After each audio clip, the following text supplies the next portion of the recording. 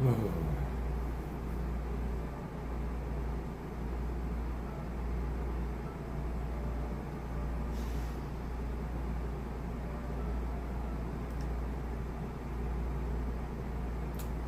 everybody's doing well today.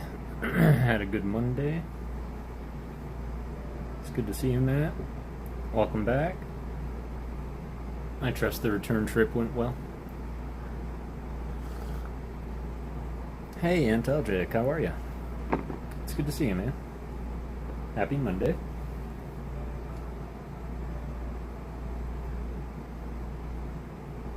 Ghost, what's up, EDF? How are you? Let's go. What's up, Ricardo? How you doing, man? Tonight's a little bit different of a tempo stream. On Mondays we read. So we're going to be reading a good old story.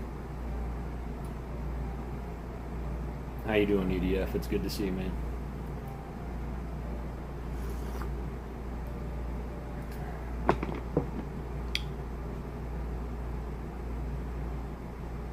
Good to see y'all. Thanks so much for popping in.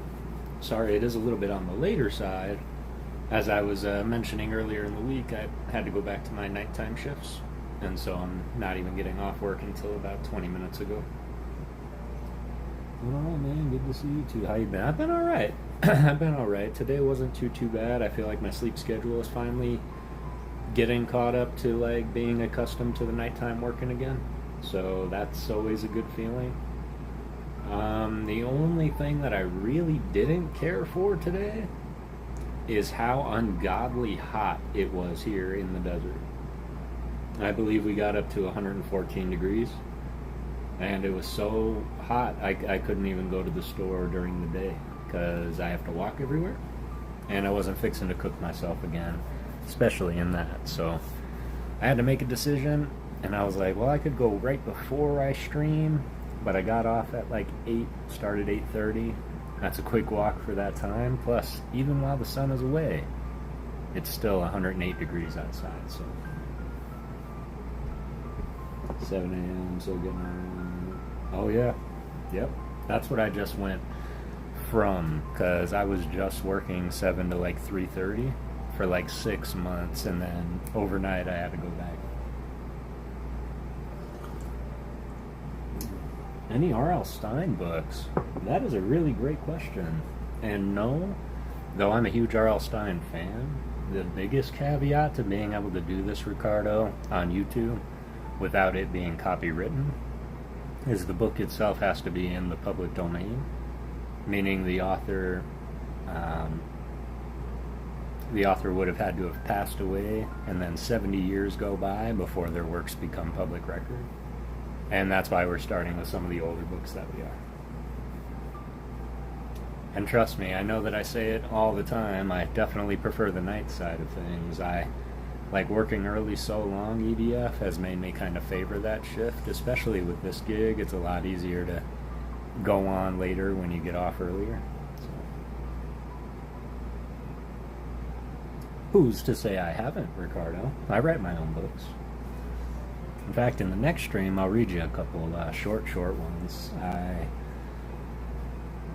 did used to write like novels. I used to try and write a novel. Then I had my accident, and I hit my head pretty hard.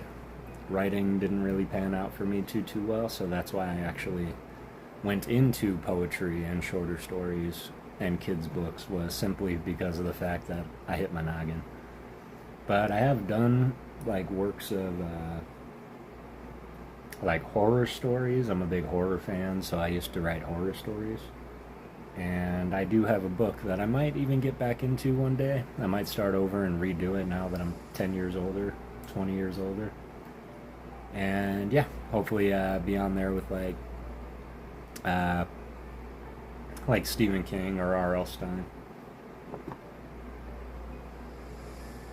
But yeah, y'all are great inspirations, and that's why I'm reading the books that I am, because these gentlemen are also very great inspirations to me. The first books that we read were Alice's Adventures in Wonderland and Through the Looking Glass by Lewis Carroll. And now L. Frank Baum's Wizard of Oz. And these are two fantasy stories that completely awoken my creativity and let me know that it's okay. You don't have to be perfect to be a good person. So, sorry, I have you muted for a sec. How you feeling? Good. We meet again. I have a tattoo. I have a tattoo of the Cheshire Cat. Do you have a tattoo of a Cheshire Cat? Because that would be great. But of course, we're all mad here, so it's good to see you, Gooch. I'm doing all right. I would say feeling a little overheated. I don't know why I'm drinking hot coffee right now, but yeah, really looking forward to this. I was just keeping that in mind. Was this stream today? It's a pretty quick day, like work-wise. It was just work intensive, so really looking forward to turning my brain off for a little bit and getting back into a book. What's up, DSGB? How you doing, man? It's good to see you, fam. We're going to be reading tonight, so I appreciate you guys being here. If you do remember where we left off in our last stream, we had just made it through the poppy field. The lion had fallen asleep. The scarecrow and the tin man couldn't lift him. And so they ran out of the poppies without him and left him there with Dorothy. Well, the mouse, if you remember the mouse, he came back with thousands of his people, and they made a mouse-drawn carriage to carry the lion out. They got him out, and they put him on the grass in the fresh air to get all the poppy dust out of his system. And that's where we left off. Right outside the city of Oz.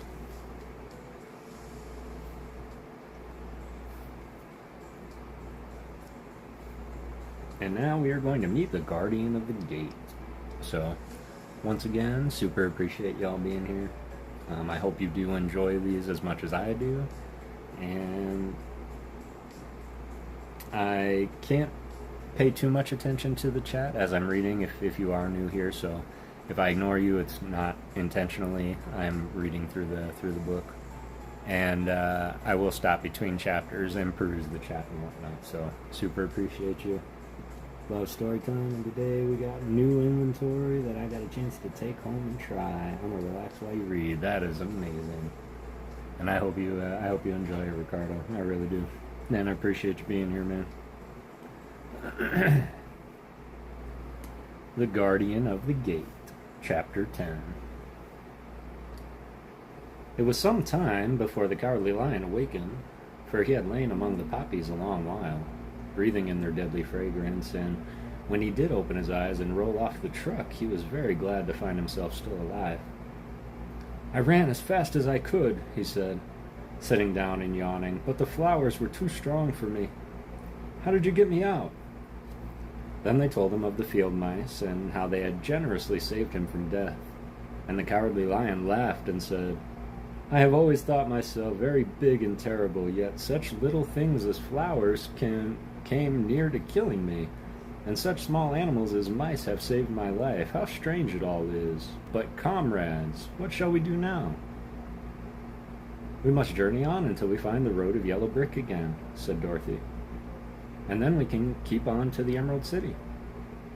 So, the lion being fully refreshed and feeling quite himself again, they all started upon the journey, greatly enjoying the walk through the soft, fresh grass, and it was not long before they reached the road of yellow brick, and turned again toward the Emerald City where the great Oz dwelt. The road was smooth and well paved now, and the country about was beautiful, so that the travelers rejoiced in leaving the forest far behind, and with it the many dangers they had met in its gloomy shades.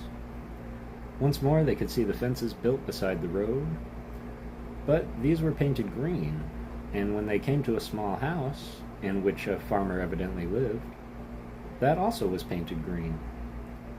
They passed by several of these houses during the afternoon, and sometimes people came out of the doors and looked at them as if they would like to ask questions, but no one came near them nor spoke to them because of the great lion, of which they were very much afraid. The people were all dressed in clothing of lovely emerald green color, and wore peaked hats, those of the Munchkins. "This must be the land of Oz," said Dorothy. "And we are surely getting near the Emerald City." "Yes," answered the Scarecrow. "Everything is green here, while in the country of the Munchkins blue was the favorite color. But the people do not seem to be as friendly as the Munchkins, and I'm afraid we shall be unable to find a place to pass the night." "I should like something to eat besides fruit," said the girl, "and I'm sure Toto is nearly starved. Let us stop at the next house and talk to the people." So, when they came to a good-sized farmhouse, Dorothy walked boldly up to the door and knocked. A woman opened it, just far enough to look out, and said, "What do you want, child? And why is that great lion with you?" "We wish to pass the night with you, if you will allow us," answered Dorothy. "And the lion is my friend and comrade, and would not hurt you for the world." "Is he tame?" asked the woman, opening the door a little wider. "Oh, yes," said the girl, "and he is a great coward, too. He will be more afraid of you than you are of him." "Well," said the woman, after thinking it over and taking another peep at the lion, "if that is the case, you may come in, and I will give you some supper and a place to sleep." So they all entered the house, where there were, beside the woman, 2 children and a man. The man had hurt his leg and was lying on the couch in a corner. They seemed greatly surprised to see so strange a company, and while the woman was busy laying the table, the man asked, "Where are you all going?" "To the Emerald City," said Dorothy, "to see the great Oz." "Oh, indeed," exclaimed the man. "Are you sure that Oz will see you?" "Why not?" she replied. "Why, it is said that he never lets anyone come into his presence. I have been to the Emerald City many times, and it is a beautiful and wonderful place. But I have never been permitted to see the great Oz, nor do I know of any living person who has seen him." "Does he never go out?" asked the Scarecrow. "Never. He sits day after day in a great throne room of his palace, and even those that wait upon him do not see him face to face." "What is he like?" asked the girl. "That is hard to tell," said the man thoughtfully. "You see, Oz is a great wizard, and can take on any form he wishes, so that some say he looks like a bird, and some say he looks like an elephant, and some say he looks like a cat. To others he appears as a beautiful fairy, or a brownie, or in any other form that pleases him. But who the real Oz is, when he is in his own form, no living person can tell." "That is very strange," said Dorothy, "but we must try in some way to see him, or I shall have made our journey for nothing." "Why do you wish to see the terrible Oz?" asked the man. "I want him to give me some brains," said the Scarecrow eagerly. "Oh, Oz could do that easily enough," declared the man. "He has more brains than he needs." "And I want him to give me a heart," said the Tin Woodman. "And that will not trouble him," continued the man, "for Oz has a large collection of hearts, all shapes and all sizes." "And I want him to give me courage," said the Cowardly Lion. "Oz keeps a great pot of courage in his throne room," said the man, "which he has covered with a gold plate to keep it from running over. He will be glad to give you some." "And I want him to send me back to Kansas," said Dorothy. "Where is Kansas?" asked the man with surprise. "I don't know," replied Dorothy, sorrowfully. "But it is my home, and I am sure it is somewhere." "Very likely. Well, Oz can do anything, so I suppose he will find Kansas for you. But first, you must get to see him, and that will be a hard task, for the great wizard does not like to see anyone, and he usually has his own way. But what do you want?" he continued, speaking to Toto. Toto only wagged his tail, for, strange to say, he could not speak. The woman now called to them that supper was ready, so they gathered round the table, and Dorothy ate some delicious porridge, and a dish of scrambled eggs, and a plate of nice white bread, and enjoyed their meal. The lion ate some of the porridge, but did not care for it, saying that it was made from oats, and oats were food for horses, not for lions. The Scarecrow and Tin Woodman ate nothing at all. Toto ate a little of everything, and was glad to get a good supper again. The woman now gave Dorothy a bed to sleep in, and Toto lay down beside her, while the lion guarded the door of her room so she may not be disturbed. The Scarecrow and the Tin Woodman stood up in the corner and kept quiet all night, although of course they could not sleep. The next morning, as soon as the sun was up, they started on their way, and soon saw a beautiful green glow in the sky just before them. "That must be the Emerald City," said Dorothy. As they walked on, the green glow became brighter and brighter, and it seemed that, at last, they were nearing the end of their travels. Yet it was afternoon before they came to the great wall that surrounded the city. It was high and thick, and of a bright green color. In front of them, and at the end of the yellow brick, was a big gate, all studded with emeralds that glittered so in the sun that even the painted eyes of the Scarecrow were dazzled by their brilliancy. There was a bell beside the gate, and Dorothy pushed the button and heard a silvery tinkle sound within. Then the big gate swung open slowly, and they all passed through and found themselves in a high arched room, the walls of which glistened with countless emeralds. Before them stood a little man about the same size as the Munchkins. He was clothed all in green from head to his feet, and even his skin was of a greenish tint. At his side was a large green box. When he saw Dorothy and her companions, the man asked, "What do you wish in the Emerald City?" "We came here to see the Great Oz," said Dorothy. The man was so surprised at this answer that he sat down to think it over. "It has been many years since anyone asked me to see Oz," he said, shaking his head in perplexity. "He's powerful and terrible, and if you come on an idle or foolish errand to bother the wise reflections of the great wizard, he might be angry and destroy you all in an instant." "But it is not a foolish errand, not an idle one," replied the Scarecrow. "It is important, and we have been told that Oz is a good wizard." "So he is," said the Green Man, "and he rules the Emerald City wisely and well. But to those who are not honest, or who approach him from curiosity, he is most terrible. And few have ever dared to ask to see his face. I am the guardian of the gates, and since you demand to see the Great Oz, I must take you to his palace. But first, you must put on the spectacles." "Why?" asked Dorothy. "Because if you did not wear spectacles, the brightness and glory of the Emerald City would blind you. Even those who live in the city must wear spectacles night and day. They are all locked on, for Oz so ordered it when the city was first built, and I have the only key that will unlock them."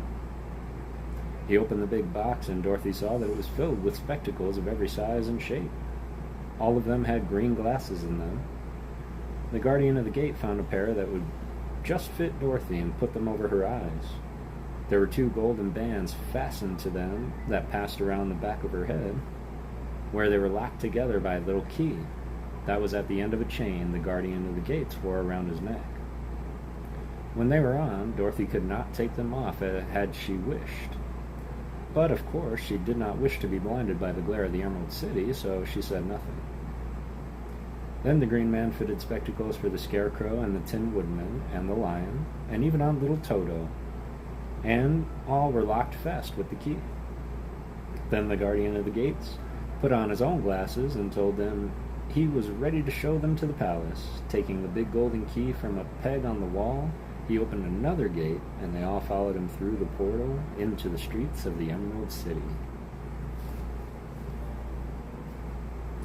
Hey, what's up, JB?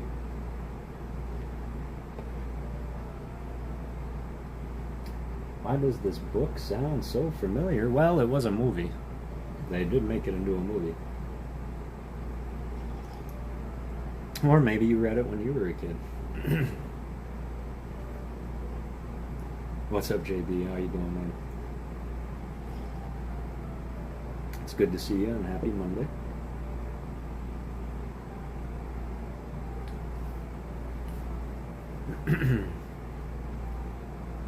The Wonderful City of Oz, Chapter 11.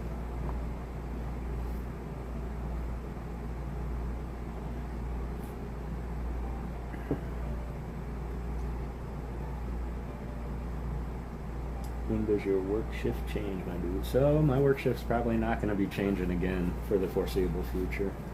I was only early morning so I could help out the morning side of things. And I was waiting for the nights to get rolling again, so I'm pretty much going to be working nights until the foreseeable future. And I hope that's not too bad. But weekends, I'm still going to be streaming a little bit earlier. The wonderful city of Oz.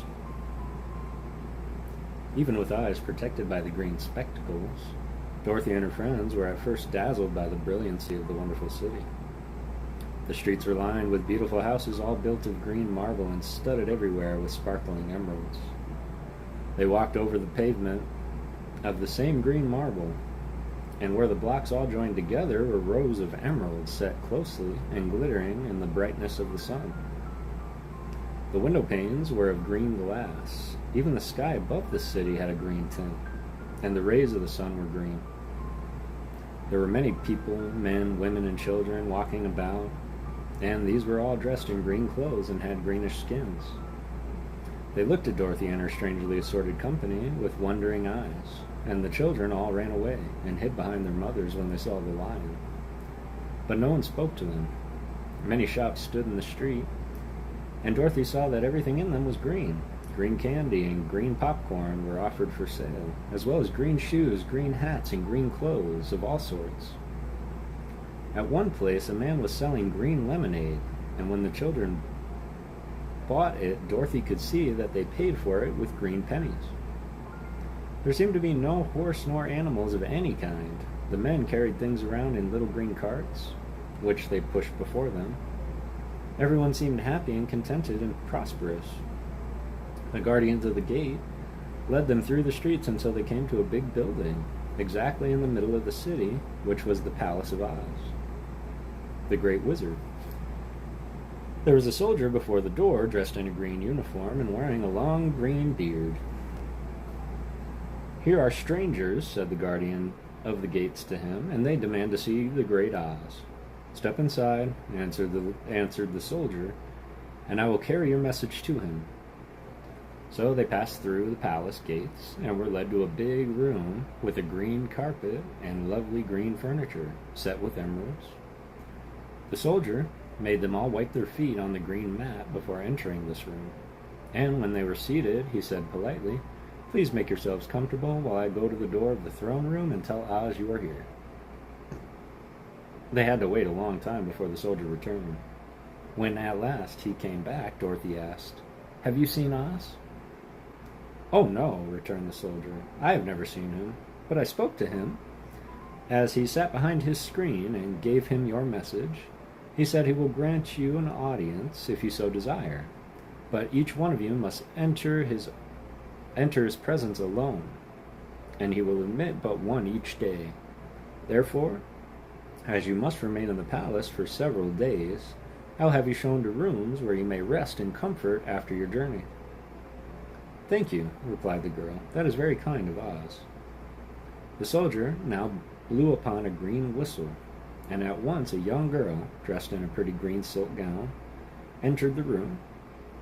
She had lovely green hair and green eyes, and she bowed low before Dorothy, as she said, "Follow me and I will show you to your room." So Dorothy said goodbye to all her friends except Toto, and taking the dog in her arms, followed the green girl through 7 passages and up 3 flights of stairs until they came to a room at the front of the palace. It was the sweetest little room in the world, with a soft, comfortable bed that had sheets of green silk and a green velvet counterpane. There was a tiny fountain in the middle of the room that shot a spray of green perfume into the air, to fall back onto the beautifully carved green marble basin. Beautiful green flowers stood in the windows, and there was a shelf with a row of little green books. When Dorothy had time to open these books, she found them full of queer green pictures that made her laugh. They were so funny.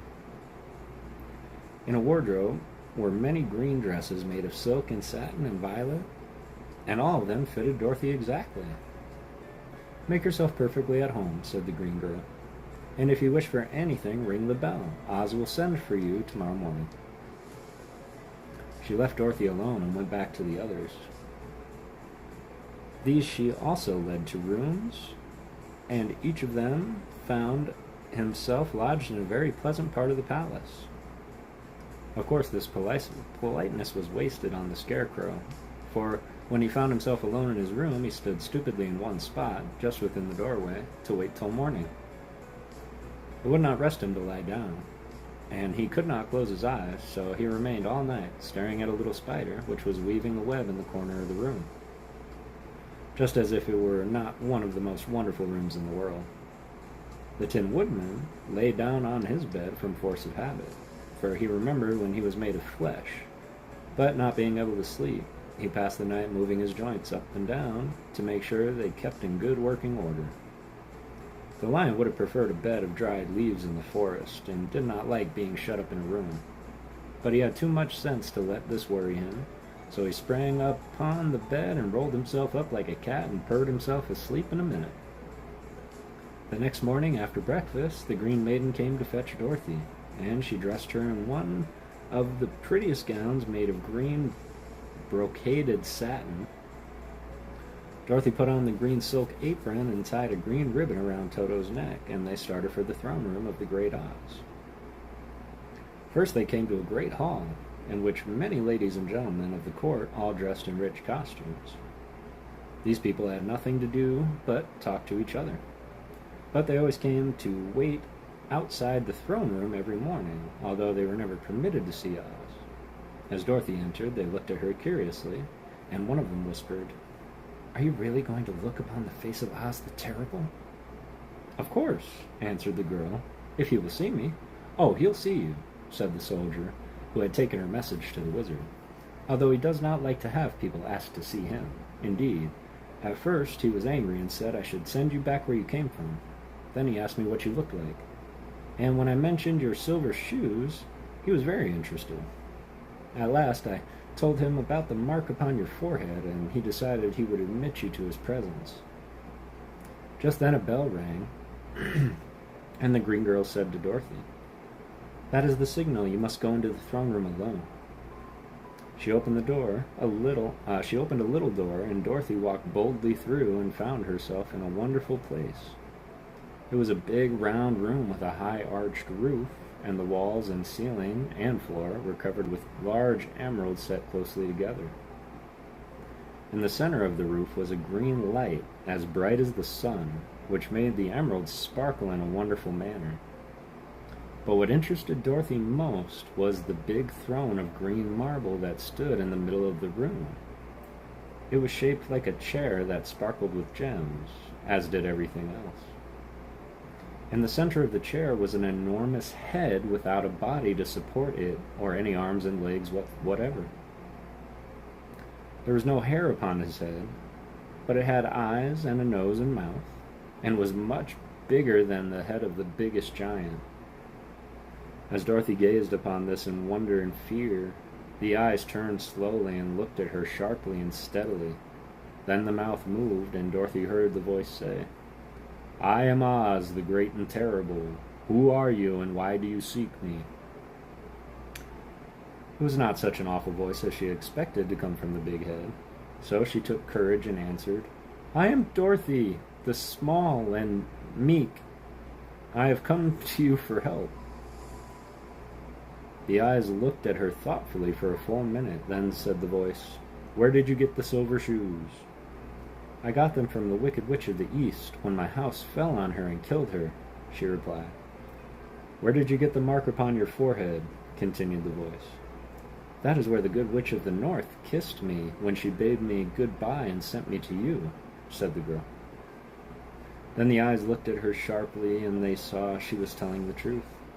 Then Oz asked, what do you wish me to do?" "Send me back to Kansas, where my Aunt Em and Uncle Henry are," she answered earnestly. "I don't like your country, although it is so beautiful, and I am sure Aunt Em will be dreadfully worried over my being away for so long." The eyes winked 3 times, and then they turned up to the ceiling and down to the floor, and rolled around so queerly that they seemed to see every part of the room. And at last they looked at Dorothy again. "Why should I do this for you?" asked Oz. Because you are strong and I am weak? Because you are a great wizard and I am only a little girl? But you were strong enough to kill the Wicked Witch of the East, said Oz. That just happened, returned Dorothy simply. I could not help it. Well, said the head, I will give you my answer. You have no right to expect me to send you back to Kansas unless you do something for me in return. In this country, everyone must pay everything he gets. If you wish me to use my magic power to send you home again, you must do something for me first. Help me and I will help you. What must I do? Asked the girl. Kill the Wicked Witch of the West, answered Oz. But I cannot, exclaimed Dorothy, greatly surprised. You killed the Witch of the East, and you wear the silver shoes, which bear a powerful charm. There is now but one Wicked Witch left in all this land, and when you can tell me she is dead, I will send you back to Kansas, but not before. The little girl began to weep. She was so much disappointed, and the eyes winked again and looked upon her anxiously, as if the great Oz felt that she could help him if she would. I never killed anything willingly, she sobbed. Even if I wanted to, how could I kill the Wicked Witch? If you, who are great and terrible, cannot kill her yourself, how do you expect me to do it? I do not know, said the head, but that is my answer, and until the Wicked Witch dies, you will not see your uncle and aunt again. Remember that the witch is wicked, tremendously wicked, and ought to be killed. Now go, and do not ask me again until you have done your task. Sorrowfully, Dorothy left the throne room and went back to where the Lion and the Scarecrow and the Tin Woodman were waiting to hear what Oz had said to her. There's no hope for me, she said sadly, for Oz will not send me home until I have killed the Wicked Witch of the West, and that I can never do. Her friends were sorry, but could do nothing to help her. So Dorothy went to her own room and laid down on the bed and cried herself to sleep. The next morning, the soldier with the green whiskers came to the Scarecrow and said, Come with me, for Oz has sent for you. So the Scarecrow followed him, was admitted into a great throne room where he saw, sitting on the emerald throne, a most lovely lady. She was dressed in green silk gauze and wore upon her flowing green locks a crown of jewels. Growing from her shoulders were wings, gorgeous in color, and so light that they fluttered if the slightest breath of air reached them. When the Scarecrow had bowed and as prettily as his straw stuffing would let him before this beautiful creature, she looked upon him sweetly and said, I am Oz, the great and terrible. Who are you, and why do you seek me?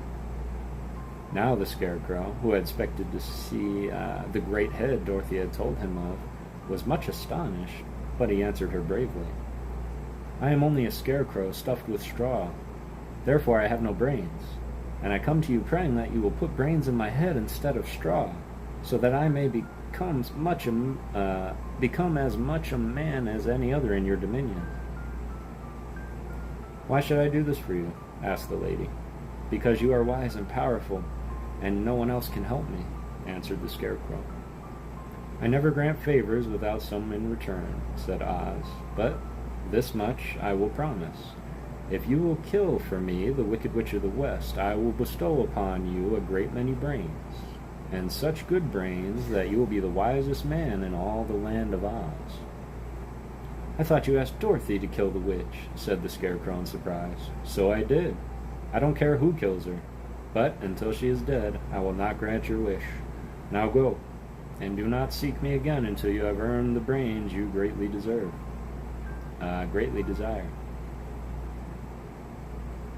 The Scarecrow went sorrowfully back to his friends and told them what Oz had said, and Dorothy was surprised to find that the great wizard was not a head, as she had seen him, but a lovely lady. All the same, said the Scarecrow, she needs a heart as much as the Tin Woodman. On the next morning, the soldier with the green whiskers came for the Tin Woodman, and said, Oz has sent for you. Follow me. So the Tin Woodman followed him and came to a great throne room. He did not know whether he would find Oz, a lovely lady, or a head, but he hoped it would be a lovely lady, for, he said to himself, if it is the head, I am sure I shall not be given a heart, since a head had no heart of its own, and therefore cannot feel for me. But if it is a lovely lady, I shall beg hard for a heart, for all ladies are themselves said to be kindly-hearted. But when the woodman entered the great throne room, he saw neither the head nor the lady, for Oz had taken the shape of a most terrible beast.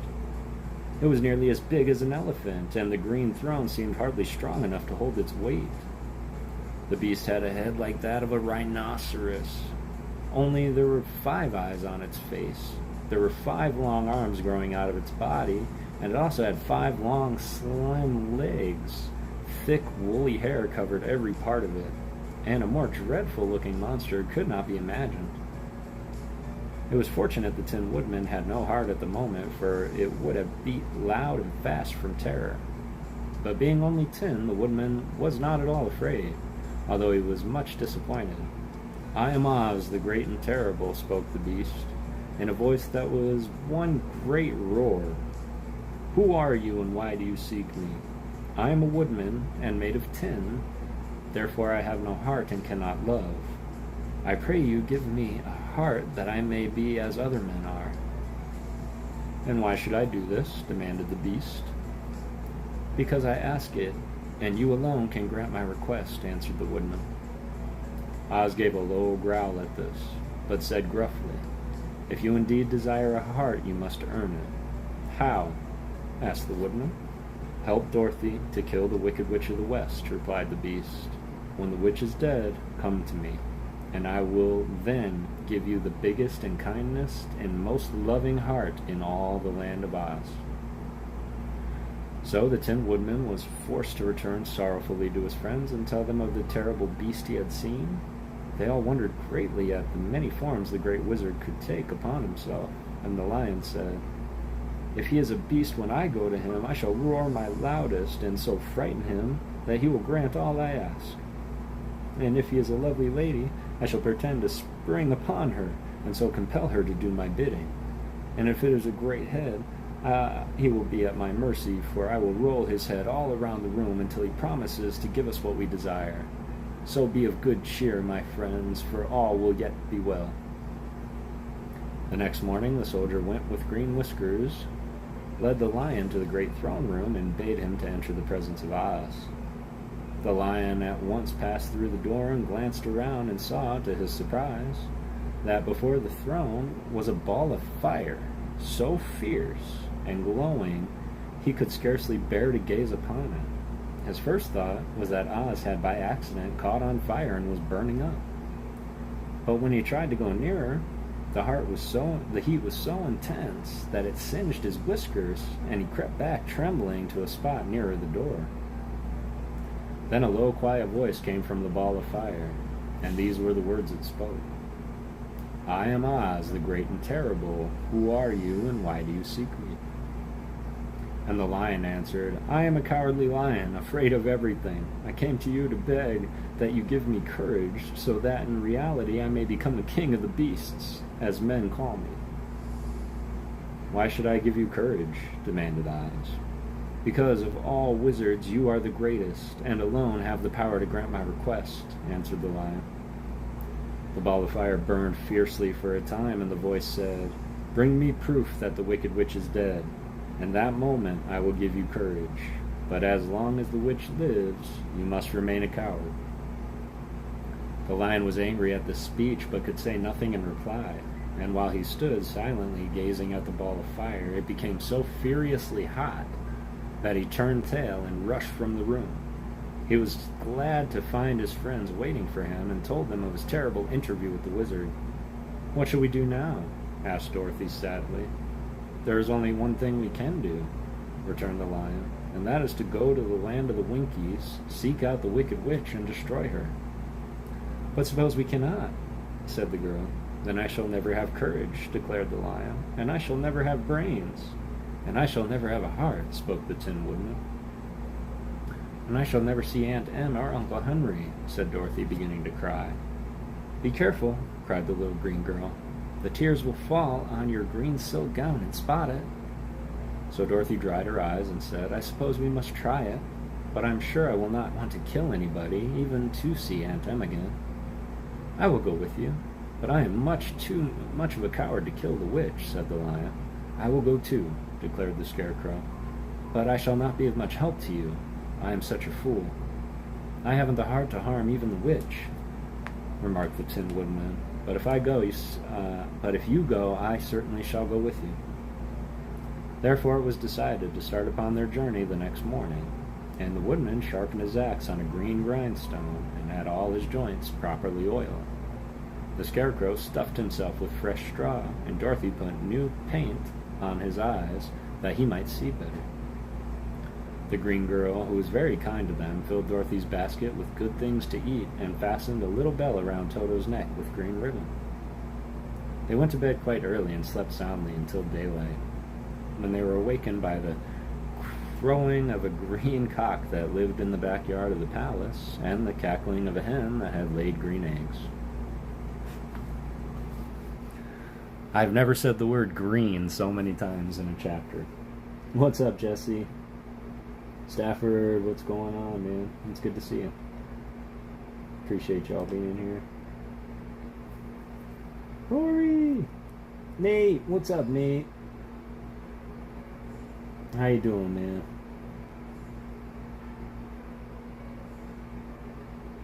Well, hello. What's up, Lori? It's good to see you, boo. What's up, Stafford? Jesse, I was fixing my Jesse wig and didn't realize you were live. Oh, that's quite alright. I hope you're doing well. I hope you had a great day. How goes the wig? Good question. Hey, Leanne! Not good, hey, Leanne. Not good, she said.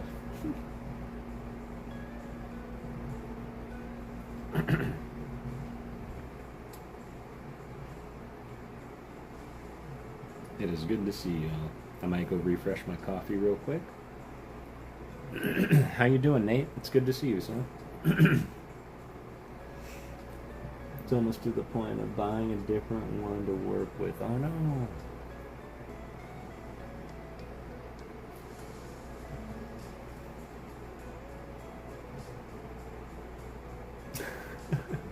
Still cute, alien. I'll be right back, y'all. I'm gonna refresh my coffee.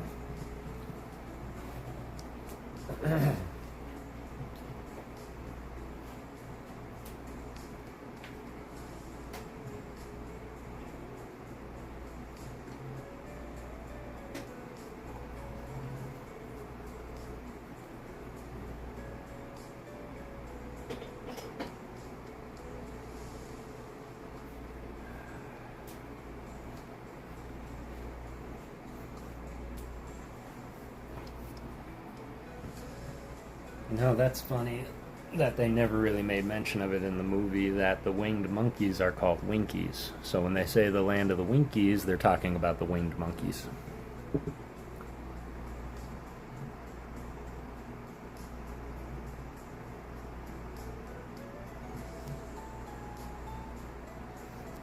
And I think I would have liked to see that portrayed in the movie. I mean, the scene of them standing before Oz and meeting him for the first time wasn't really that long, and I feel like having them go day over day was a really cool idea, to have Oz take different shapes and forms. But I mean, that's kind of a move to have them like, alright, I'll give you that, but you gotta do this for me. You gotta do this, gotta do it. Which I guess is reasonable, but can't stand the color on the front. I wanted to be more burgundy red versus Ariel's red. The lace front. I also want to see your silver. I'm doing well, son. It was a long day at work, and I'm sorry I had to start a little bit later, but I was really looking forward to this. I have to do something right after this, which is walking, but I wasn't fixing to do that in 114 degree temperature, so. Alright, moving right on. Appreciate your patience, y'all. Going into chapter 12, which is the search for the Wicked Witch. Which it is following that story pretty good, because it is the story. So, the search for the Wicked Witch. The soldier with the green whiskers led them through the streets of the Emerald City until they reached the room where the guardian of the gates lived. This officer unlocked their spectacles, and put them back in his great box, and then he politely opened the gate for our friends. "Which road leads to the Wicked Witch of the West?" asked Dorothy. "There is no road," answered the guardian of the gates. "No one ever wishes to go that way." "How, then, are we to find her?" inquired the girl. "That will be easy," replied the man. "For when she knows you are in the country of the Winkies, she will find you, and make all of you her slaves." "Perhaps not," said the Scarecrow, "for we mean to destroy her." "Oh, that is different," said the guardian of the gate. "No one has ever destroyed her before, so I naturally thought she would make slaves of you, as she has of the rest. But take care, for she is wicked and fierce, and may not allow you to destroy her. Keep to the west, where the sun sets, and you cannot fail to find her." They thanked him and bade him goodbye, and turned towards the west, walking over the fields of soft grass dotted here and there with daisies and buttercups. Dorothy still wore the pretty silk dress she had put on at the palace, but now, to her surprise, she found it was no longer green, but pure white. The ribbon around Toto's neck had also lost its green color, and was as white as Dorothy's dress. The Emerald City soon left far behind.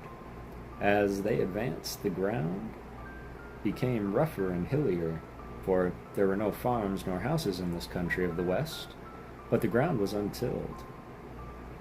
In the afternoon, the sun shone hot in their faces, for there were no trees to offer them shade. So that before the night, Dorothy and Toto and the lion were tired. They lay down upon the grass and fell asleep, with the woodman and Scarecrow keeping watch. Now the Wicked Witch of the West had but one eye, yet that was as powerful as a telescope, and could see everywhere. So as she sat in the door of her castle, she happened to look around and saw Dorothy lying asleep, with her friends all about her. They were a long distance off, but the Wicked Witch was angry to find them in her country, so she blew upon a silver whistle that hung around her neck. At once there came running to her from all directions a pack of great wolves. They had long legs and fierce eyes and sharp teeth. "Go to those people," said the witch, "and tear them to pieces." "Are you not going to make them your slaves?" asked the leader of the wolf. "No," she answered.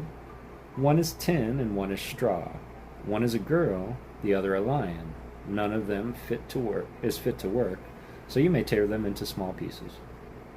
"Very well," said the wolf, and he dashed away at full speed, followed by the others. It was lucky the Scarecrow and the Woodman were wide awake and heard the wolves coming. "This is my fight," said the Woodman, "so get behind me and I will meet them as they come." He seized his axe, which he had made very sharp, and as the leader of the wolves came on, the Tin Woodman swung his arm and chopped the wolf's head from its body, so that it immediately died. As soon as he could raise his axe, another wolf came up, and he also fell under the sharp edge of the Tin Woodman's weapon. There were 40 wolves, and 40 times a wolf was killed, so that at last they were all laid dead in a heap before the Woodman. Jeez. Then he put down his axe and sat beside the Scarecrow, who said, "It was a good fight, friend." They waited until Dorothy woke the next morning. The little girl was quite frightened when she saw a great pile of shaggy wolves, but the Tin Woodman told her all. She thanked him for saving them and sat down to breakfast, after which they started again upon their journey. Now the same morning the Wicked Witch came to the door of her castle and looked out with her one eye that she could see far off. She saw all her wolves lying dead, and the strangers still traveling through her country. This made her angrier than before, and she blew her silver whistle twice. Straightway a great flock of wild crows came flying towards her, enough to darken the sky. The Wicked Witch said to the King Crow, "Fly at once to the strangers, peck out their eyes, and tear them to pieces." The wild crows flew in one great flock toward Dorothy and her companions. When the little girl saw them coming, she was afraid, but the Scarecrow said, "This is my battle, so lie down beside me and you will not be harmed." So they all lay down on the ground except the Scarecrow, and he stood up and stretched out his arms, and when the crows saw him they were frightened, as these birds always are by scarecrows, and did not dare come any nearer. But the king crow said, "It's only a stuffed man. I will peck his eyes out." The king crow flew at the scarecrow, who caught it by the head and twisted its neck until it died. And then another crow flew at him, and the scarecrow twisted its neck also. There were 40 crows, and 40 times the scarecrow twisted a neck, until at last all were lying dead beside him. Then he called to his companions to rise, and again they went upon their journey. When the Wicked Witch looked out again and saw all of her crows lying in a heap, she got into a terrible rage and blew 3 times upon her silver whistle. Forthwith there was heard a great buzzing in the air, and a swarm of black bees came flying towards them.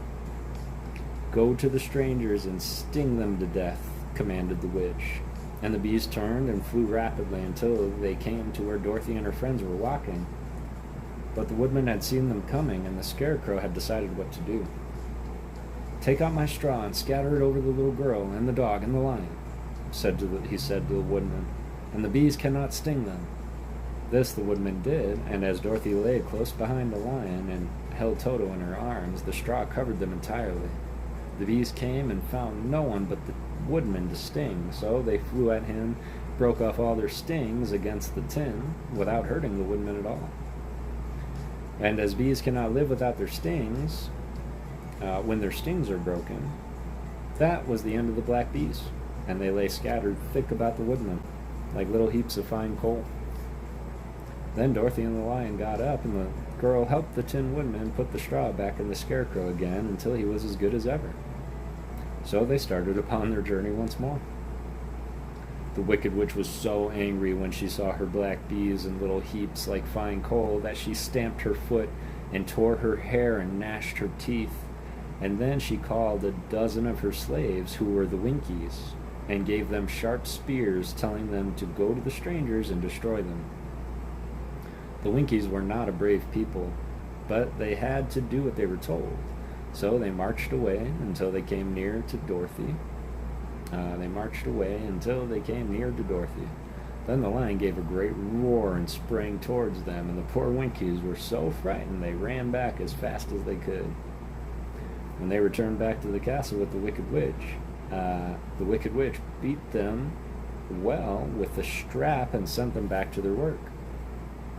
After which she sat down to think what she could do next. She could not understand how all her plans to destroy these strangers had failed, and she was a powerful witch, as well as a wicked one, and she soon made up her mind how to act.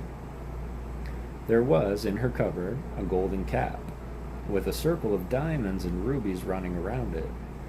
This golden cap had a charm. Whoever owned it could call 3 times upon the winged monkeys, who would obey any orders that they were given, but no person could command these strange creatures more than 3 times.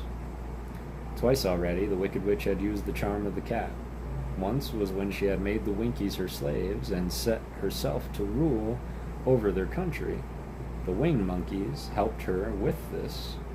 Guess the winged monkeys and Winkies are different. Don't you think it would? Anyway. The second time was when she had fought against the great Oz himself, and driven him out of the land of the West.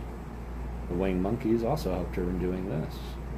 Only once more could she use this golden cap, for which reason she did not like to do so until all her other powers were exhausted. But now that her fierce wolves and her wild crows and her stinging bees were gone, and her slaves had been scared away by the cowardly lion, she saw there was only one way left to destroy Dorothy and her friends. So the Wicked Witch took the golden cap from the cupboard, placed it upon her head, and she stood upon her left foot and said slowly, "Eep, pee, peep, e, crack, key." Next, she stood upon her right foot and said, "Hello, holo, hello." After this, she stood upon both feet and cried in a loud voice, "Zizzy, zoozy, zick." Now the charm began to work. The sky was dark, and low rumbling sound was heard in the air. There was a rushing of many wings, a great chattering and laughing, and the sun came out of the dark sky to show the wicked witch surrounded by a crowd of monkeys, each with a pair of immense and powerful wings on his shoulders. One, much bigger than the others, seemed to be their leader. He flew close to the witch and said, "You have called us for the third and last time. What do you command?" "Go to the strangers who are within my land and destroy them all except the lion," said the wicked witch. "Bring that beast to me, for I have a mind to harness him like a horse and make him work." "Your command shall be obeyed," said the leader. Then, with a great deal of chattering and noise, the winged monkeys flew away to a place where Dorothy and her friends were walking. Some of the monkeys seized the Tin Woodman and carried him through the air until they were over the country thickly covered with sharp rocks. Here they dropped the poor woodman, who fell a great distance to the rocks, where he lay battered and dented, that he could neither move nor groan. Others of the monkeys caught the Scarecrow, and with their long fingers pulled all of the straw out of his clothes and head. They made his hat and boots and clothes into a small bundle and threw it into the top branches of a small tree. The remaining monkeys threw pieces of stout rope around the lion and wound many coils about its body and head and legs until he was unable to bite or scratch or struggle in any way. Then they lifted him up and flew away with him to the witch's castle, where he was placed in a small yard with a high iron fence around it so that he could not escape. But Dorothy they did not harm at all. She stood with Toto in her arms, watching the sad fate of her comrades and thinking it would soon be her turn. The leader of the winged monkeys flew up to her, his long, hairy arms stretched out and his ugly face grinning terribly. But he saw the mark of the good witch kiss upon her forehead and stopped short, motioning the others not to touch her. "We dare not harm this little girl," he said to them, "for she is protected by the power of good, and that is greater than the power of evil. All we can do is carry her to the Wicked Witch of the West and leave her there." So carefully and gently they lifted Dorothy in her arms and carried her swiftly through the air until they came to the castle, where they set her down upon the front doorstep. Then the leader said to the witch, "We have obeyed you as far as we were able. The Tin Woodman and the Scarecrow are destroyed. The lion is tied up in your yard. The little girl we dare not harm, nor the dog she carried in her arms. Your power over our band is now ended, and you will never see us again." Then all the winged monkeys, with much laughing and chattering and noise, flew into the air and were soon out of sight. The Wicked Witch was both surprised and worried when she saw the mark on Dorothy's forehead, for she knew well that neither the winged monkeys nor she herself dare hurt the girl in any way. She looked down at Dorothy's feet. Seeing the silver shoes, began to tremble with fear, for she knew what a powerful charm belonged to them. At first the witch was tempted to run away from Dorothy, but she happened to look into the child's eyes and saw how simple the soul behind them was, and that the little girl did not know of the wonderful power these silver shoes gave her. So the Wicked Witch laughed to herself and thought, "I can still make her my slave, for she does not know how to use her power." Then she said to Dorothy harshly and severely, "Come with me, and see that you mind everything I tell you, for if you do not, I will make an end of you as I did for the Tin Woodman and the Scarecrow." Dorothy followed her through many of the beautiful rooms in her castle until they came to the kitchen, where the witch bade her to clean the pots and kettles and sweep the floor and keep the fire fed with wood. Dorothy went to work meekly, with her mind made up to work as hard as she could, for she was glad the Wicked Witch had decided not to kill her. With Dorothy hard at work, the witch thought she could go into the courtyard and harness the cowardly lion like a horse. It would amuse her, she was sure, to make him draw her chariot wherever she wished to go to drive. But as she opened the gate, the lion gave a loud roar and bounded at her so fiercely that the witch was afraid and ran and shut the gate again. "If I cannot harness you," said the witch to the lion, speaking through the bars of the gate, "I can starve you. You shall have nothing to eat until you do as I wish."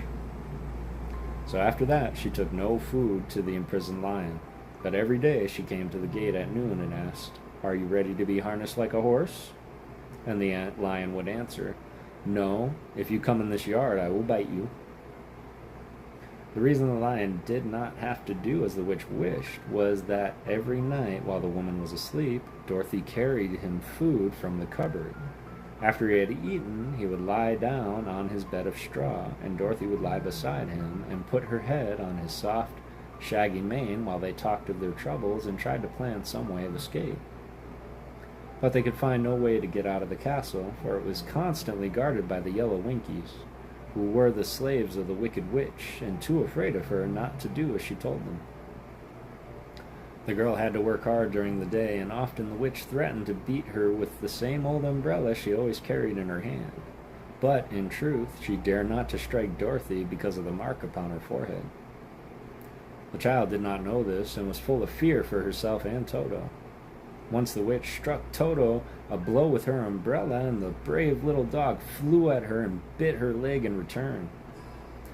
The witch did not bleed where she was bitten, for she was so wicked that the blood in her had dried up many years before. Dorothy's life became very sad as she grew to understand that it would be harder than ever to get back to Kansas and Aunt Em again. Sometimes she would cry bitterly for hours with Toto sitting at her feet and looking into her face, whining dismally to show how sorry he was for his little mistress. Toto did not really care whether he was in Kansas or the land of Oz, so long as Dorothy was with him. But he knew the little girl was unhappy, and that made him unhappy too. Now the wicked witch had a great longing to have for her own the silver shoes which the girl always wore. Her bees and her crows and her wolves were all lying in heaps and drying up, and she had used up all her power of the golden cap. But if she could only get a hold of the silver shoes, they would give her more power than all the other things she had lost. She watched Dorothy carefully to see if she ever took off her shoes, thinking she might steal them. But the child was so proud of her pretty shoes that she never took them off except at night and when she took her bath. The witch was too much afraid of the dark to dare go in Dorothy's room at night and take the shoes, and her dread of water was greater than her fear of the dark, so she never came near Dorothy while Dorothy was bathing. Indeed, the old witch never touched water, nor ever let water touch her in any way. But the wicked creature was very cunning, and she finally thought of a trick that would give her what she wanted. She placed a bar of iron in the middle of the kitchen floor, and then, by her magic arts, made the iron invisible to human eyes, so that when Dorothy walked across the floor, she stumbled over the bar, not being able to see it, and fell at full length. She was not much hurt, but in her fall one of the silver shoes came off, and before she could reach it, the witch had snatched it away and put it on her own skinny foot.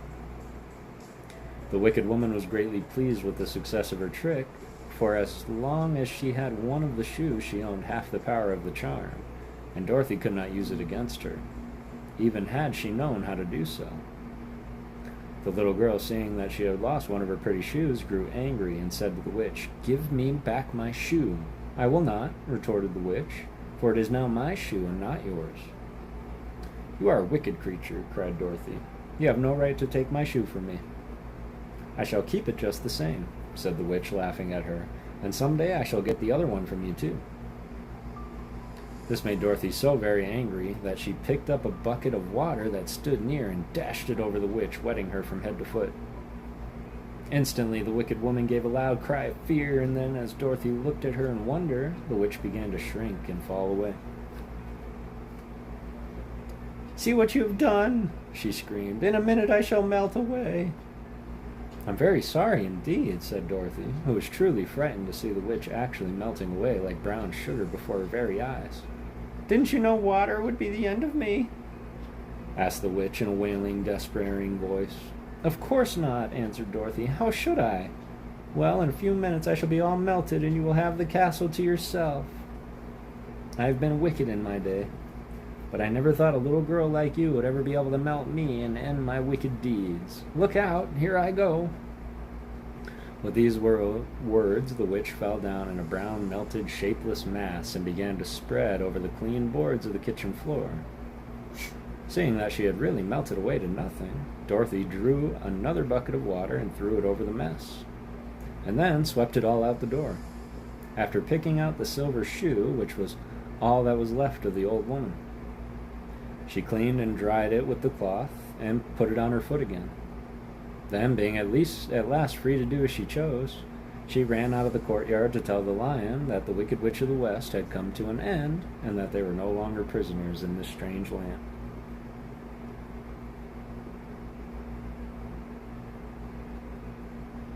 Chapter 13. Bye, Nate. Love you. Love you, Nate.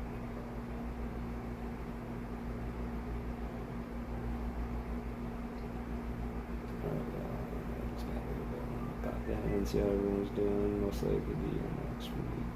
Have a great night. Good night, Nate. I love you. I'm going to check my wing.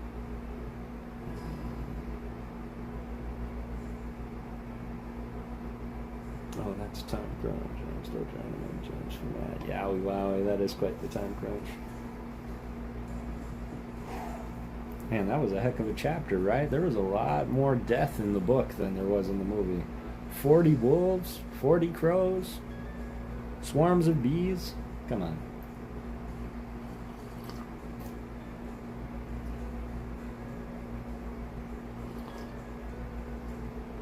And they still have to go and get the Scarecrow and the Tin Man. Whew. The Rescue, Chapter 13. About 1 hour down.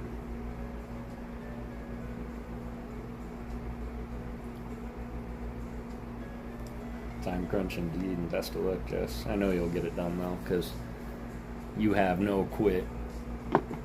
And I mean that in the best possible way.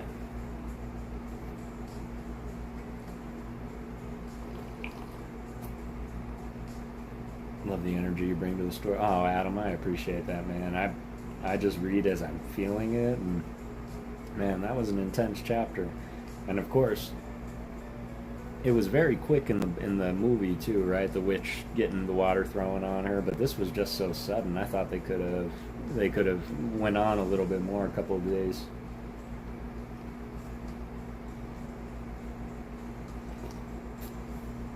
All right.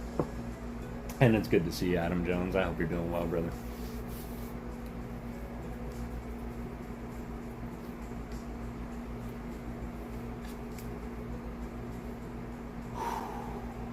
Chapter 13, The Rescue. The Cowardly Lion was much pleased to hear that the Wicked Witch had been melted by a bucket of water, and Dorothy at once unlocked the gate of his prison and set him free. They went in together to the castle, where Dorothy's first act was to call all the Winkies together and tell them they were no longer slaves. There was great rejoicing among the yellow Winkies, for they had been made to work hard during many years for the Wicked Witch, who had always treated them with great cruelty. They kept this day as a holiday then and ever after, and spent the time in feasting and dancing. "If our friends, the Scarecrow and the Tin Woodman, were only here with us," said the Lion, "I should be quite happy." "Don't you suppose we could rescue them?" asked the girl anxiously. "We can try," answered the Lion. So they called the yellow Winkies and asked them if they would help to rescue their friends, and the Winkies said that they would be delighted to do all in their power for Dorothy, who had set them free from bondage. So she chose a number of Winkies who looked as though they knew the most, and they all started away. They traveled that day and part of the next until they came to the rocky plain where the Tin Woodman lay all battered and bent. His axe was near him, but the blade was rusted and the handle broken off short. The Winkies lifted him tenderly in their arms and carried him back to the yellow castle again. Dorothy shedding a few tears by the way of the sad plight of her old friend, and the Lion looking sober and sorry. When they reached the castle, Dorothy said to the Winkies, "Are any of your people tinsmiths?" "Oh yes, some of us are very good tinsmiths," they told her. "Then bring them to me," she said. And when the tinsmiths came, bringing with them all their tools in a basket, she inquired, "Can you straighten out those dents in the Tin Woodman and bend him back into shape again?" the soldier and solder him together where he is broken. The tinsmiths looked at the woodman over carefully and then answered that they thought they could mend him so he would be as good as ever.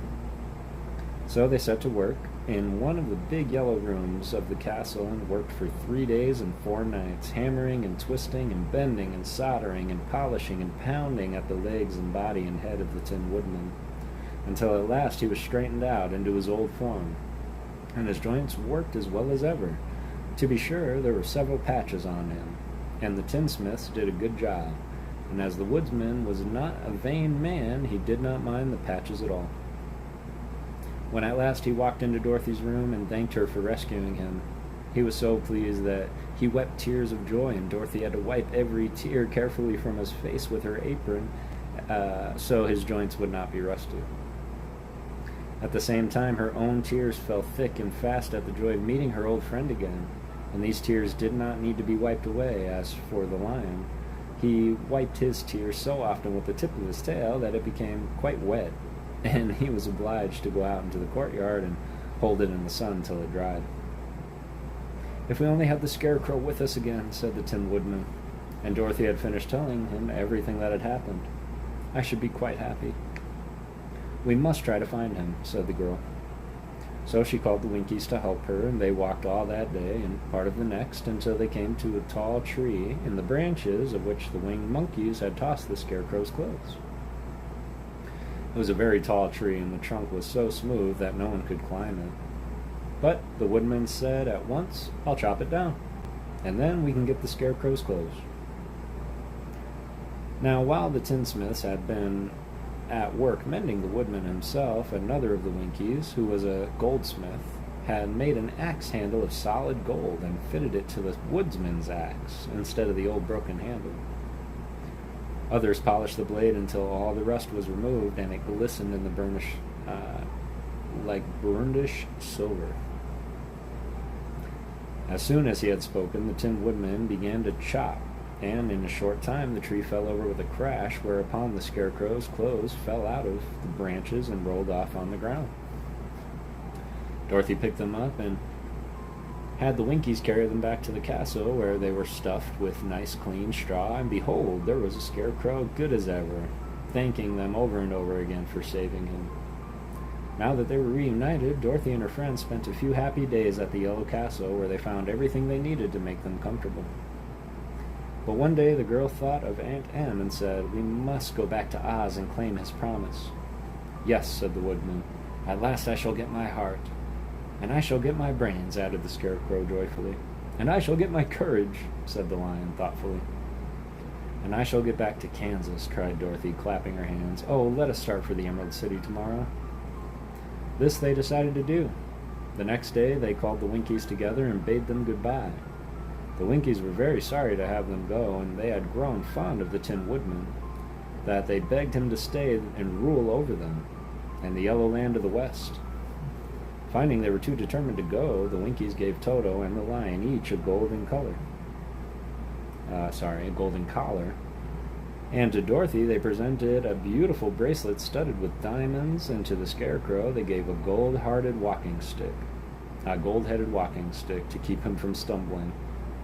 And to the Tin Woodman they offered a silver oil can, inlaid with gold and set with precious jewels. Every one of the travelers made the Winkies a pretty speech in return, and all shook hands with them until their arms ached. Dorothy went to the witch's cupboard to fill her basket with food for the journey, and there she saw the golden cap. She tried it on her own head and found it fitted her exactly. She did not know anything about the charm of the golden cap, but she saw it was pretty, so she made up her mind to wear it and carry her sunbonnet in a basket. Then, being prepared for the journey, they all started for the Emerald City, and the Winkies gave them 3 cheers and many good wishes to carry with them.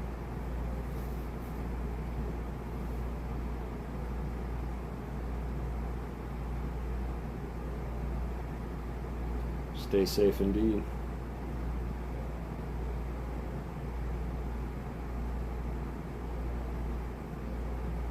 It's definitely a grinder. Yeah, it really is. Work, work, work, work. Work grinding. Y'all make me laugh. Work, work, work. Doing my best. Yeah, stay safe, Adam. And of course, bud, if there's anything you need and we got it, you got it. Good news, however, I was able to get Dustin Rivals booster box for a little less than 90% of prices in Australia. Heck yeah, man. Heck yeah. Congratulations. Have some more longer form videos coming out soon. Excellent. I love that. Grind away. Uh-oh. Chapter 14, The Winged Monkeys. I want to know what Dorothy's thinking she's doing with that golden cap. Because does she know that controls the winged monkeys? I don't know, but now I'm very curious to know what she'll do with it. And does she know the little monkey chant to make them come out? I don't know.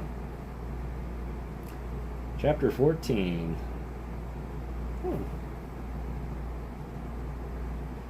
Read the Bible instead. Oh, I've read the Bible many, many times.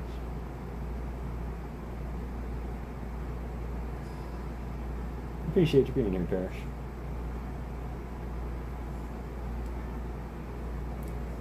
You will remember there was no road, not even a pathway between the castle and the Wicked Witch and the Emerald City.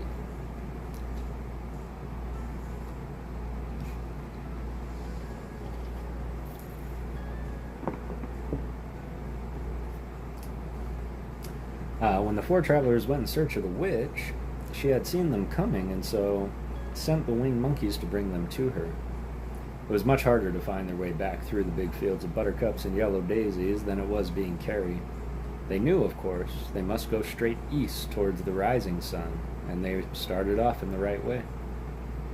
But at noon, when the sun was over their heads, they did not know which was east and which was west. And that was the reason they were lost in the great fields. They kept on walking, however, and at night the moon came out and shone brightly, so they lay down among the sweet-smelling flowers and slept soundly until morning. But all but the Scarecrow and the Tin Man.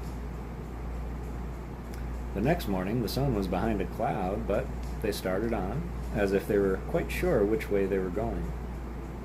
"If we walk far enough," said Dorothy, "I am sure we shall sometime come to the If we walk far enough, I am sure we shall sometime come to some place." But day by day passed, and they still saw nothing before them but the scarlet fields. The Scarecrow began to grumble a bit.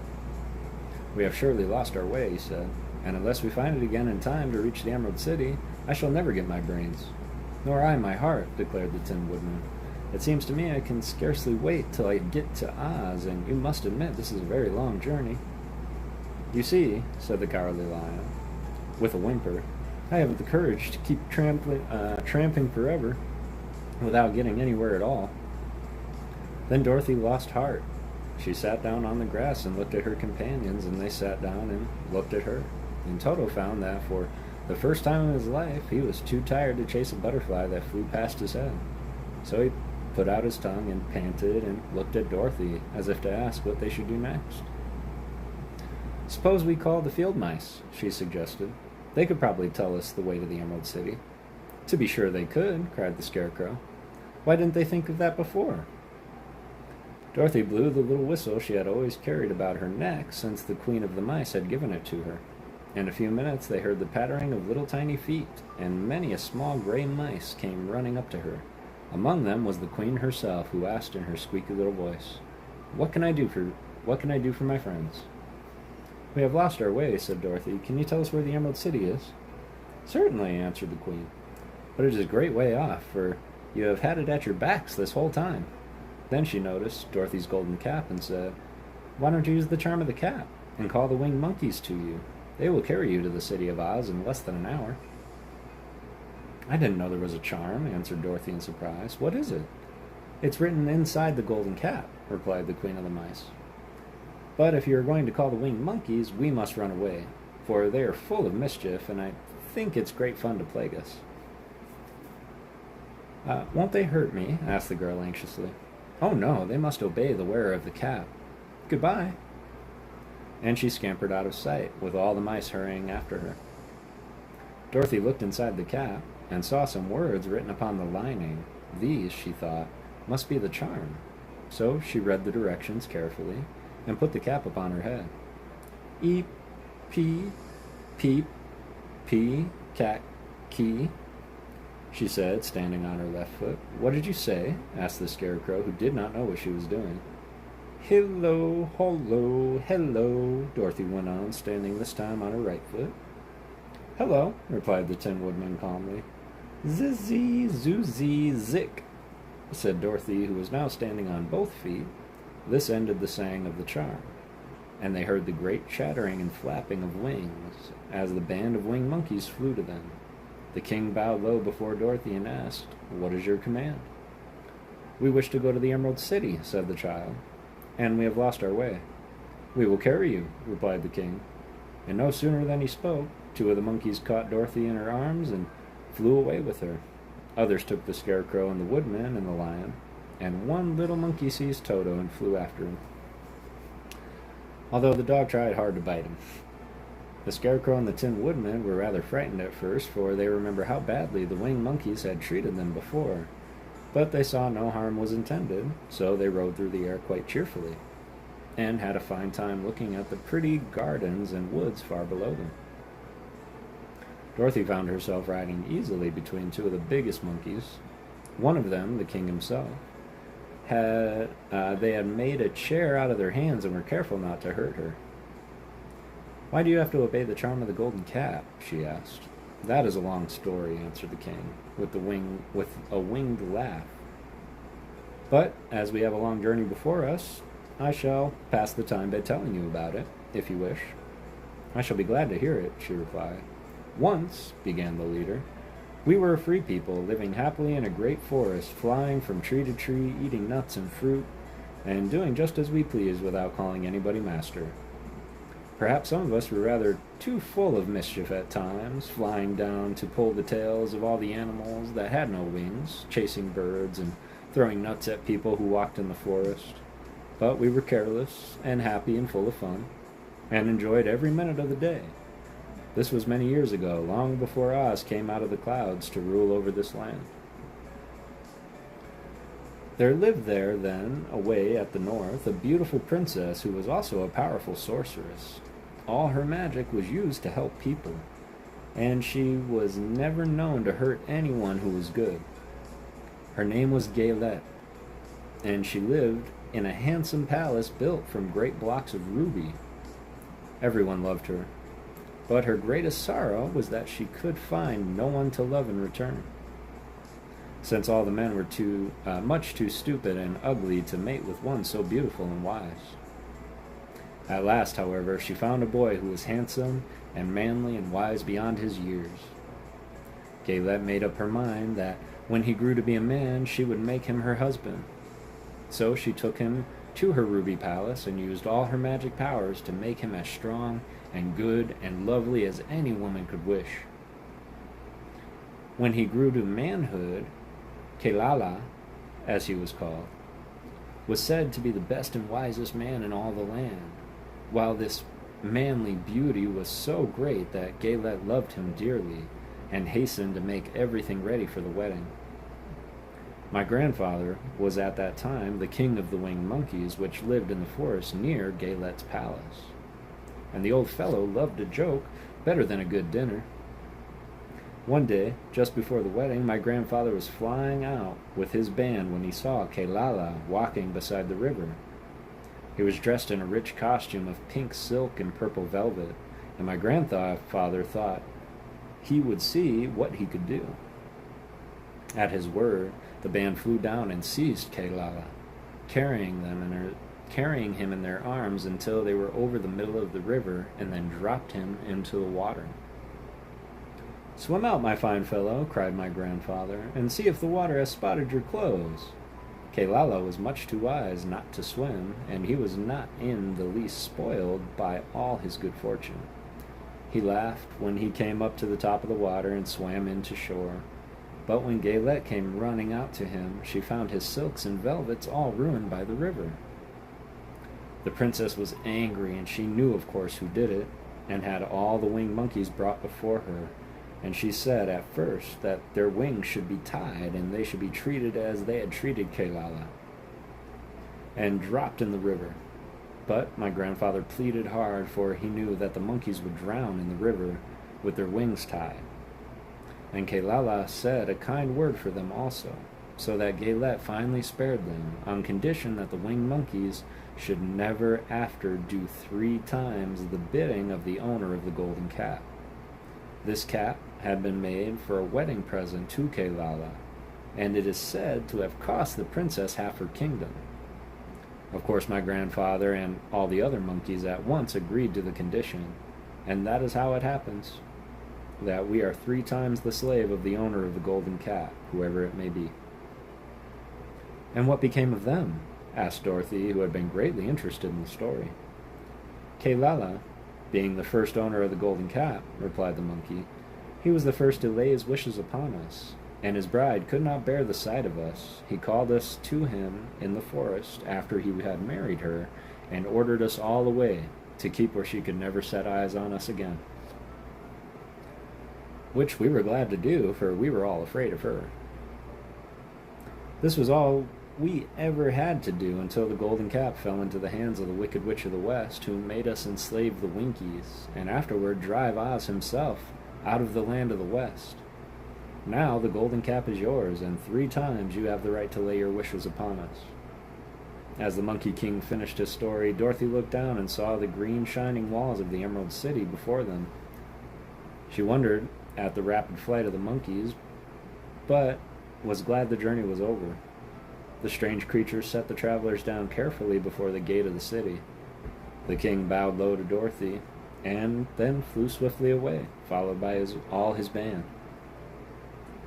"That was a good ride," said the little girl. "Yes, and a quick way out of our troubles," replied the lion. "How lucky it was you brought away that wonderful cap." Oh, Chapter 15. The Discovery of Oz the Terrible.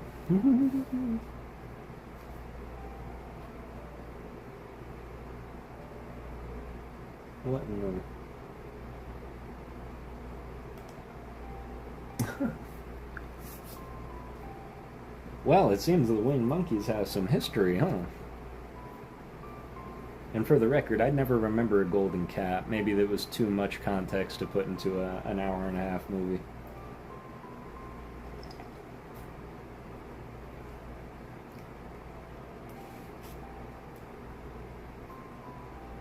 At first I thought it said I'm a grammar.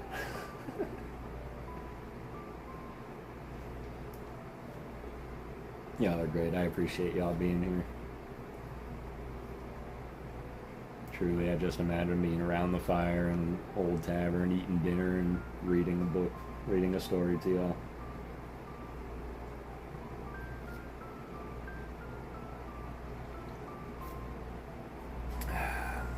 But the discovery, the Oz the Terrible, that's, yeah, I'm getting really into the backstories of all these things. And I imagine that they would probably come and play a little bit later in all the other 15 stories that are in Wizard of Oz.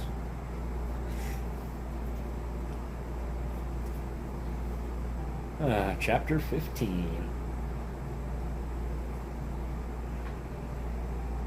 The 4 travelers walked up to the great gate of the Emerald City and rang the bell. After ringing several times, it was opened by the same guardian of the gates they had met before. "What, are you back again?" he said in surprise. "Do you not see us?" answered the Scarecrow. "But I thought you had gone to visit the Wicked Witch of the West." We did visit her," said the Scarecrow. "And she let you go again?" asked the man in wonder. "She could not help it, for she is melted," explained the Scarecrow. "Melted? Well, that is good news indeed," said the man. "Who melted her?" "It was Dorothy," said the lion gravely. "Good gracious," exclaimed the man, and he bowed very low indeed before her. Then he led them into his little room and locked the spectacles from the great box on all their eyes, just as he had done before. Afterward they passed on through the gate into the Emerald City, where the people heard from the guardian of the gate that Dorothy had melted the Wicked Witch of the West. They all gathered around the travelers and followed them to the great crowd to the Palace of Oz.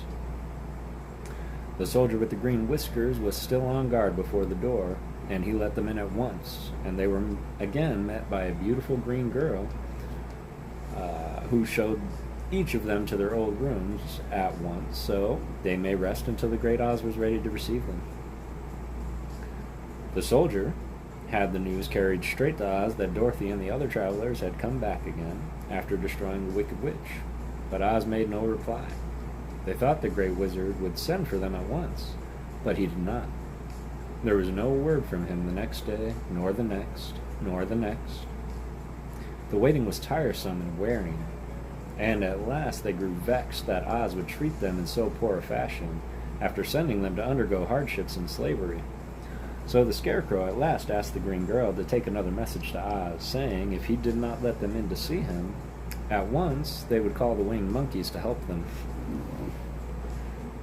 and find out whether he kept his promises or not.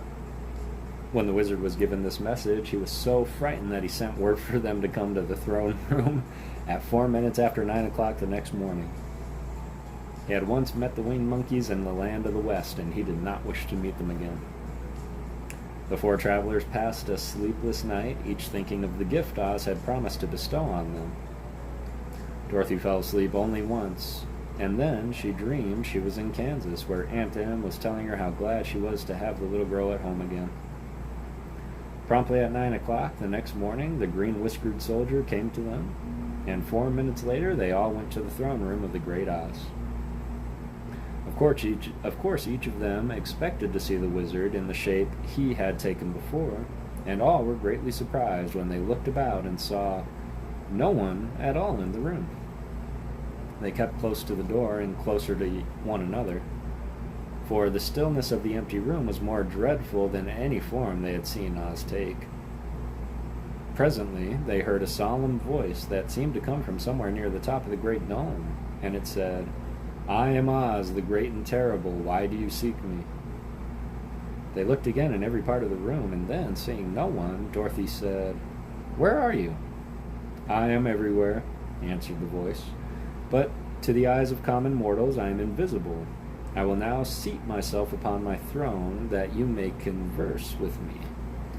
Indeed, the voice seemed just then to come straight from the throne itself, so they walked towards it and stood in a row while Dorothy said, "We have come to claim our promise, O Oz." "What promise?" asked Oz.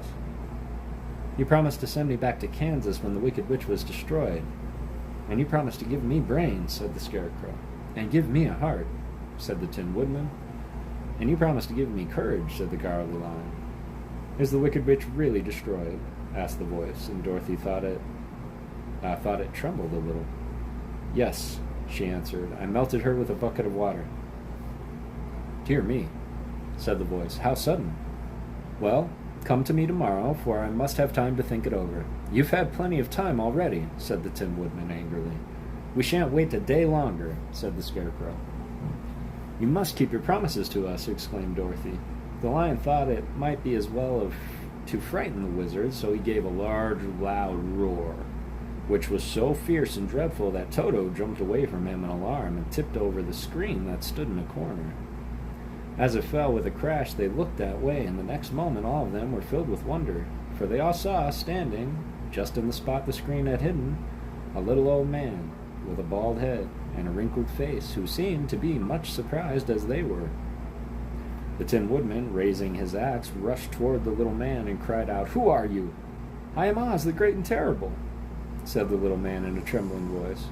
"But don't strike me, please don't, and I'll do anything you want me to."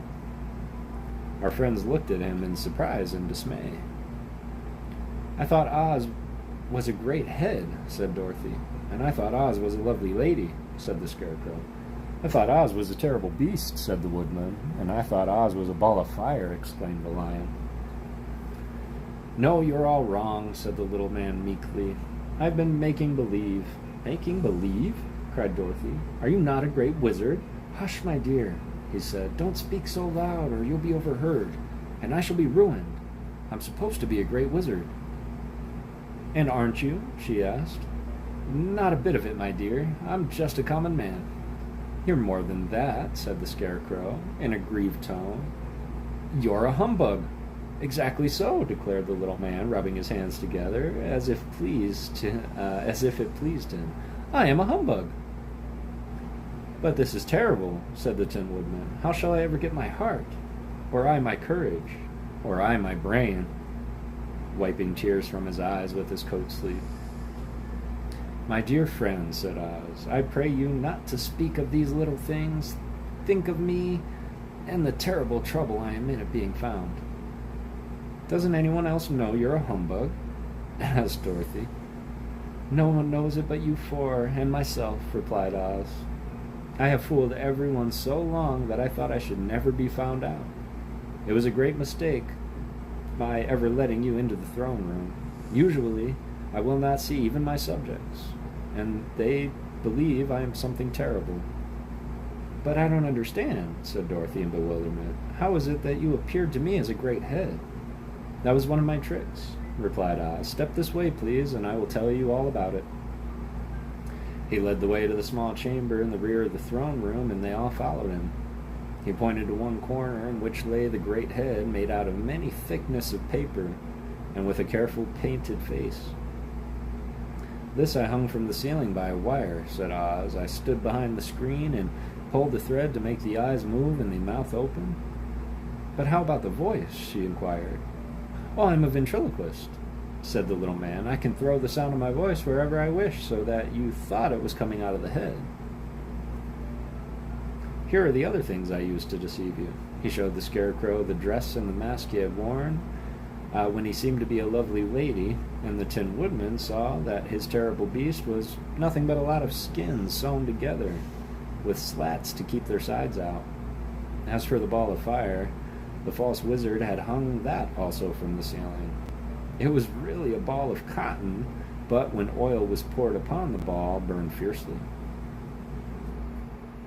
Really, said the Scarecrow, you ought to be ashamed of yourself for being such a humbug. I certainly am, answered the little man sorrowfully. But it was the only thing I could do. Sit down, please. There are plenty of chairs, and I will tell you my story. So they sat down and listened while he told the following tale. I was born in Omaha. Why, that isn't very far from Kansas, cried Dorothy. No, but it's farther from here, he said, shaking his head at her sadly. When I grew up, I became a ventriloquist, and at that, I was very well trained by a great master. I can intimidate any kind of a bird or beast. Here he mewed so like a kitten, and Toto pricked up his ears and looked everywhere to see where she was. After a time, continued Oz, I tired of that and became a balloonist. Well, what is that? Asked Dorothy. A man who goes up in a balloon on circus day, as to draw the crowd of people together and get them to pay to see the circus. Oh, she said, I know. Well, one day I went up to a balloon and the ropes got twisted so that I couldn't come down again. It went away up above the clouds so far that a current of air struck it and carried it many, many miles away. For a day and a night I traveled through the air, and on the morning of the second day I awoke and found the balloon floating over a strange and beautiful country. It came down gradually, and I was not hurt a bit, but I found myself in the midst of the strange people who, seeing me come from the clouds, thought I was a great wizard. Of course I let them think so, because they were afraid of me, and promised to do anything I wished them to. Just to amuse myself, I kept the good people busy, ordered them to build this city and my palace, and they did it all willingly and well.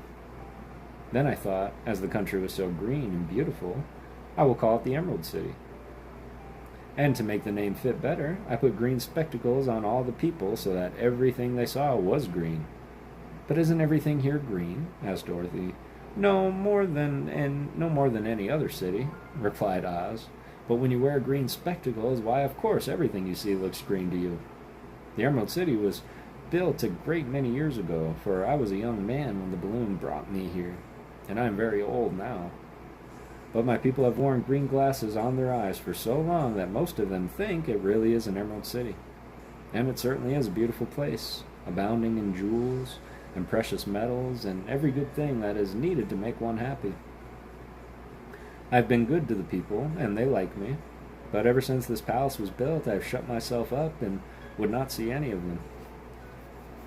One of my greatest fears was the witches, for while I had no magical powers at all, I soon found that the witches were really able to do wonderful things. There were 4 of them in this country, and they ruled the people who lived in the north and south, and east and west. Fortunately, the witches of the north and south were good, and I knew they would do me no harm. But the witches of the east and west were terribly wicked, and had not thought I was more powerful than they themselves. They would surely have destroyed me. As it was, I lived in deadly fear of them for many years. So you can imagine how pleased I was when I heard your house had fallen on the wicked witch of the east. When you came to me, I was willing to promise anything, if you would only do away with the other witch. But now that you have melted her, I am ashamed to say that I cannot keep my promises. I think you're a very bad man, said Dorothy. Oh no, my dear, I really am a very good man. I'm just a very bad wizard, I must admit. Can't you give me brains? Asked the Scarecrow. You don't need them. You're learning something every day. A baby has brains, but it doesn't know much. Experience is the only thing that brings knowledge, and the longer you are on Earth and more experience you are sure to get. That may all be true, said the Scarecrow, but I shall be very unhappy unless you give me brains. The false wizard looked at him carefully. Well, he said with a sigh, I'm not much of a magician, as I said, but if you will come to me tomorrow morning, I will stuff your head with brains. I cannot tell you how to use them, however. You must find that out for yourself. Oh, thank you, cried the Scarecrow. I'll find my way to use them, never fear. But how about my courage? Asked the Lion anxiously. You have plenty of courage, I'm sure, answered Oz. All you need is confidence in yourself. There is no living thing that is not afraid when it faces danger, and true courage is in facing danger when you are afraid, and that kind of courage you have aplenty. Perhaps I have, but I'm scared just the same, said the Lion. I shall really be very unhappy unless you give me some sort of courage that makes one forget he is afraid. Very well. I will give you that sort of courage tomorrow, replied Oz. And how about my heart? Asked the Tin Man. Why, as for that, answered Oz, I think you are wrong to want a heart. It makes most people unhappy, if you only knew it. You're in luck not to have the heart. That must be a matter of opinion, said the Tin Woodsman. For my part, I will bear all the unhappiness without a murmur, if you will give me the heart. Very well, answered Oz meekly. Come to me tomorrow, and you shall have a heart. I have played wizard for so many years that I may well continue the part a little bit longer. And now, said Dorothy, how am I to get back to Kansas? We shall have to think about that, replied the little man. Give me 2 or 3 days to consider the matter, and I'll try to find a way to carry you over the desert. In the meantime, you shall all be treated as my guests, and while you live in the palace, my people will wait upon you and obey your slightest wish. There is only one thing I ask in return for my help, such as this. You must keep my secret, and tell no one I'm a humbug.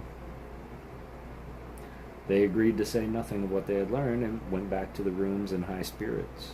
Even Dorothy had hoped that the great and terrible humbug, as she called him, would find a way to send her back to Kansas. And if he was willing, and if he did, she was willing to forgive him everything. Time for me to go to bed. Good night, y'all. Have a great night, Jesse. Appreciate you being here. Back to meetings. Have a really good night, Haley, and I appreciate you being here. Wizard of Oz is my favorite movie of all time. Excellent.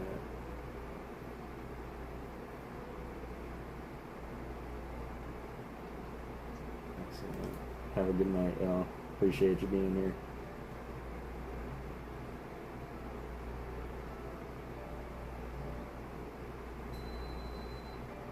Excellent. I can't wait to hear it either. Whew. Let's see. Alright. About 15.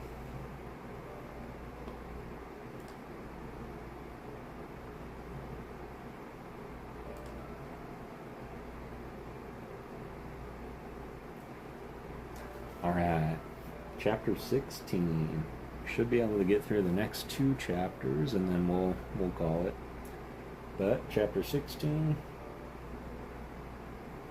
great read, bro. I appreciate that, Stafford, truly. I'm going to try and keep it on going. I'm really digging the story suddenly, so even though I know exactly how it's going to end. Chapter 16, The Magic Art of the Great Humbug. Next morning, the Scarecrow said to his friends, "Congratulate me. I am going to Oz to get my brains at last. When I return, I shall be as other men are." "I have always liked you as you were," said Dorothy simply. "It is kind of you to like a scarecrow," he replied, "but surely you will think more of me when you hear my splendid thoughts my new brain is going to turn out." Then he said goodbye to them all in a cheerful voice and went to the throne room, where he rapped upon the door. "Come in," said Oz. Scarecrow went in and found the little man sitting by the window, engaged in deep thought. "I have come for my brains," remarked the Scarecrow, a little uneasily. "Oh yes, sit down in that chair, please," replied Oz. "You must excuse me for taking your head off, but I shall have to do it in order to put your brains in the proper place." "That's all right," said the Scarecrow. "You are quite welcome to take my head off, as long as it will be better one that you put it on again." It'll be a better one when you put it on again. So the wizard unfastened his head and emptied out the straw.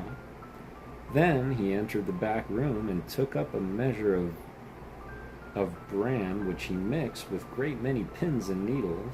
Having shaken them together thoroughly, he filled the top of the Scarecrow's head with a mixture of stuff and rest of the space with straw to hold it in place. And stuffed the rest of the space with straw. When he had fastened the Scarecrow's head on his body again, he said to him, "Hereafter you will be a great man, for I have given you a lot of brand new brains." The Scarecrow was both pleased and proud of the fulfillment of his greatest wish, and having thanked Oz warmly, he went back to his friends. Dorothy looked at him curiously. His head was quite bulged out on top with brains. "How do you feel?" she asked. "I feel wise indeed," he answered earnestly. "When I get used to my brains, I shall know everything." "Why are those needles and pins sticking out of your head?" asked the Tin Woodman. "That is proof that he is sharp," remarked the Lion. "Well, I must go to Oz and get my heart," said the Woodman. So he walked to the throne room and knocked at the door. "Come in," called Oz, and the Woodman entered and said, "I have come for my heart." "Very well," he answered. "But I shall have to cut a hole in your breast so I can put your heart in the right place. I hope it won't hurt you." "Oh no," answered the Woodman. "I shall not feel it at all." So Oz brought a pair of tinsmith's shears and cut a small square hole in the left side of the Tin Woodman's breast. Then, going to a chest of drawers, he took out a pretty heart, made entirely of silk and stuffed with sawdust. "Isn't it a beauty?" he asked. "It is indeed," replied the Woodman, who was greatly pleased. "But is it a kind of heart?" "Oh, very," answered Oz. He put the heart in the Tin Woodman's breast and then replaced the square of tin, soldering it in neatly together where it had been cut. "There," he said. "Now you have a heart that any man might be proud of. I'm sorry I had to put such a patch on your breast, but it really couldn't be helped." "Never mind the patch," exclaimed the happy woodsman. "I'm very grateful to you and shall never forget your kindness." "Don't speak of it," replied Oz. Then the Tin Woodman went back to his friends, who wished him every joy on account of his good fortune. The Lion now walked to the throne room and knocked on the door. "Come in," said Oz. "I have come for my courage," announced the Lion, entering the room. "Very well," answered the little man. "I will get it for you." And he went to the cupboard, and reaching up to a high shelf, took down a square green bottle, the contents of which he poured into a green golden dish. Beautifully carved, placing this before the Cowardly Lion, who sniffed at it as if he did not like it. The wizard said, "Drink." "What is it?" said the Lion. "Well," answered Oz, "if it were inside of you, it would be courage. I know, of course, that courage is always inside one, but that is really But that is really cannot be called courage until you have swallowed it. Therefore, I advise you to drink it as soon as possible." The lion hesitated no longer, but drank till the dish was empty. "How do you feel now?" "Full of courage," replied the lion, who went joyfully back to his friends to tell them of his good fortune.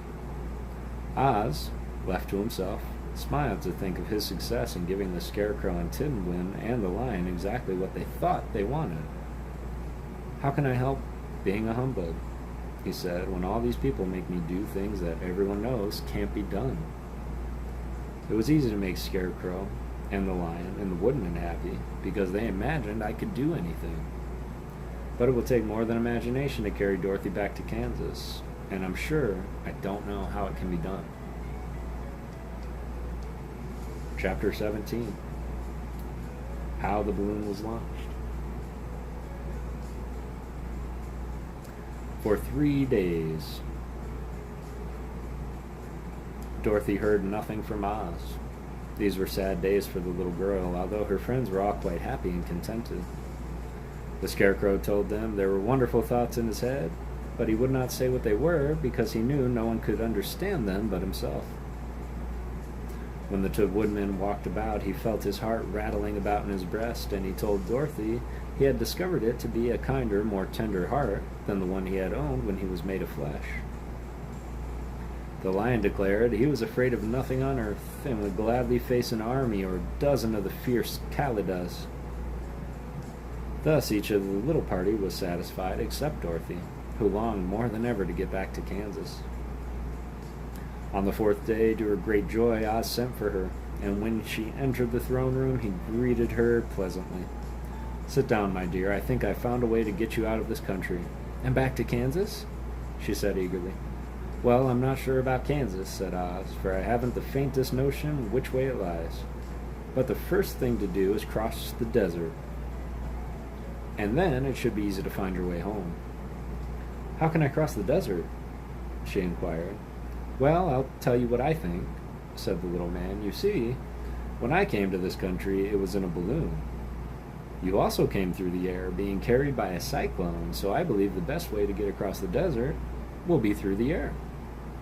Now, now it is quite beyond my power to make a cyclone, but I've been thinking on the matter over, and I believe I can make a balloon." "How?" asked Dorothy. "A balloon," said Oz, "if it's made of silk, which is coated with glue to keep the gas in it. I have plenty of silk in the palace, so it'll be no trouble to make a balloon. But in all this country there is no gas to fill the balloon with to make it float." "If it won't float," remarked Dorothy, "it will be of no use to us." "True," answered Oz, "but there is another way to make it float, which is to fill it with hot air. Hot air isn't as good as gas, for if the air should get cold, the balloon would come down in the desert, and we should be lost." "We?" exclaimed the girl. "Are you going with me?"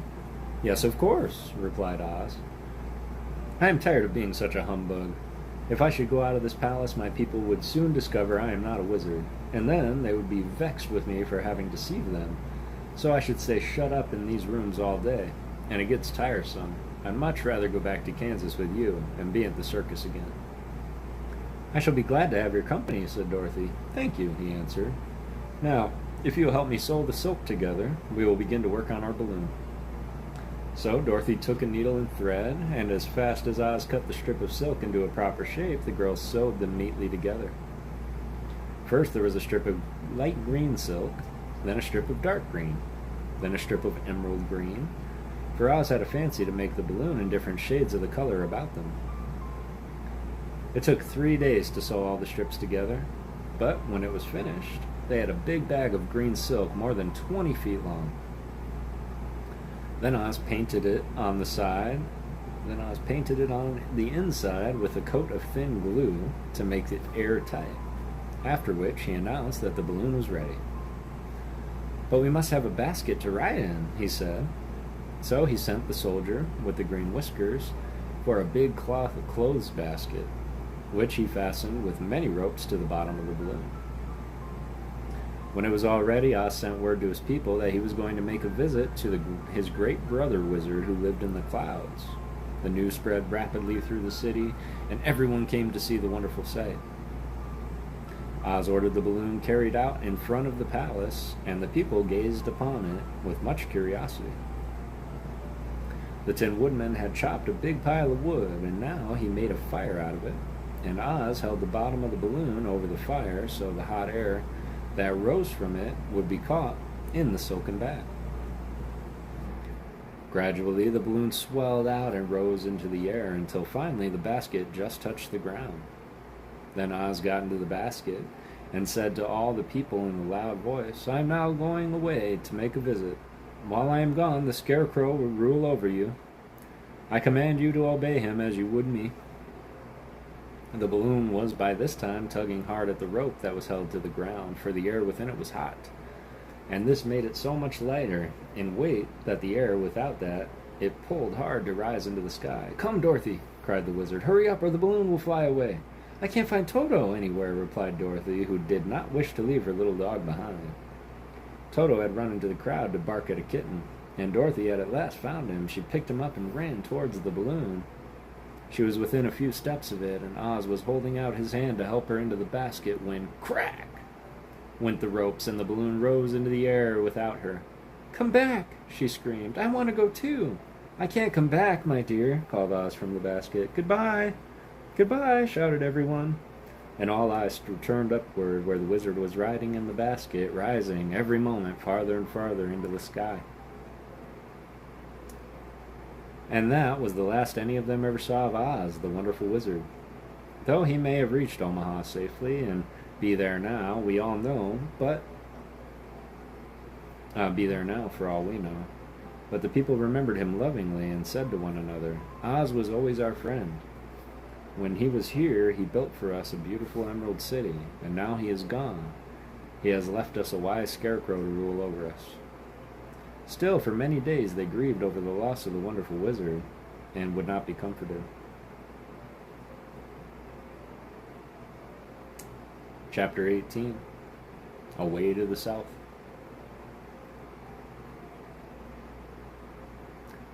Dorothy wept bitterly at the passing of her hope to get home to Kansas again. But when she thought it all over, she was glad she had not gone up in the balloon. And she also felt sorry for losing Oz, and so did her companions. The Tin Woodman came to her and said, "Truly, I should be ungrateful if I failed to mourn for the man who gave me my lovely heart. I should like to cry a little because Oz is gone. If you will kindly wipe away my tears so that I shall not rust." "With pleasure," she answered, and brought a towel at once. Then the Tin Woodman wept for several minutes, and she watched the tears carefully and wiped them away with the towel. When he had finished, he thanked her kindly and oiled himself thoroughly with his jeweled oil can to guard against mishap. The Scarecrow was now the ruler of Emerald City, and although he was not a wizard, the people were proud of him. For, they said, there is not another city in all the world that's ruled by a stuffed man. And so far as they knew, they were quite right. The morning after the balloon had gone up with Oz, the four travelers met in the throne room and talked matters over.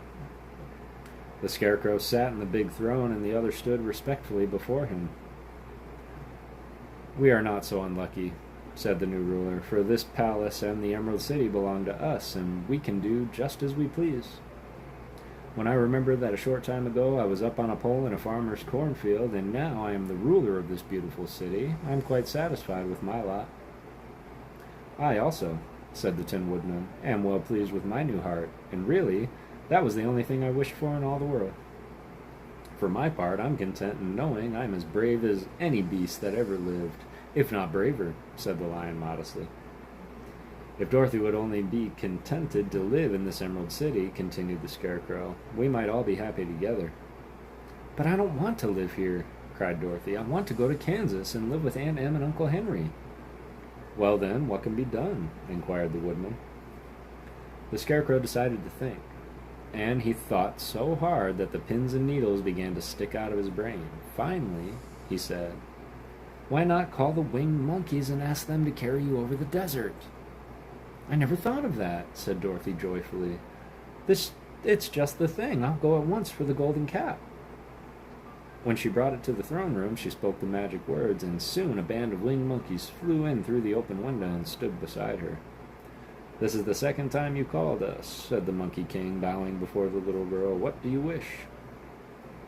I want you to fly with me to Kansas, said Dorothy. But the Monkey King shook his head. That cannot be done. We belong to this country alone and cannot leave it.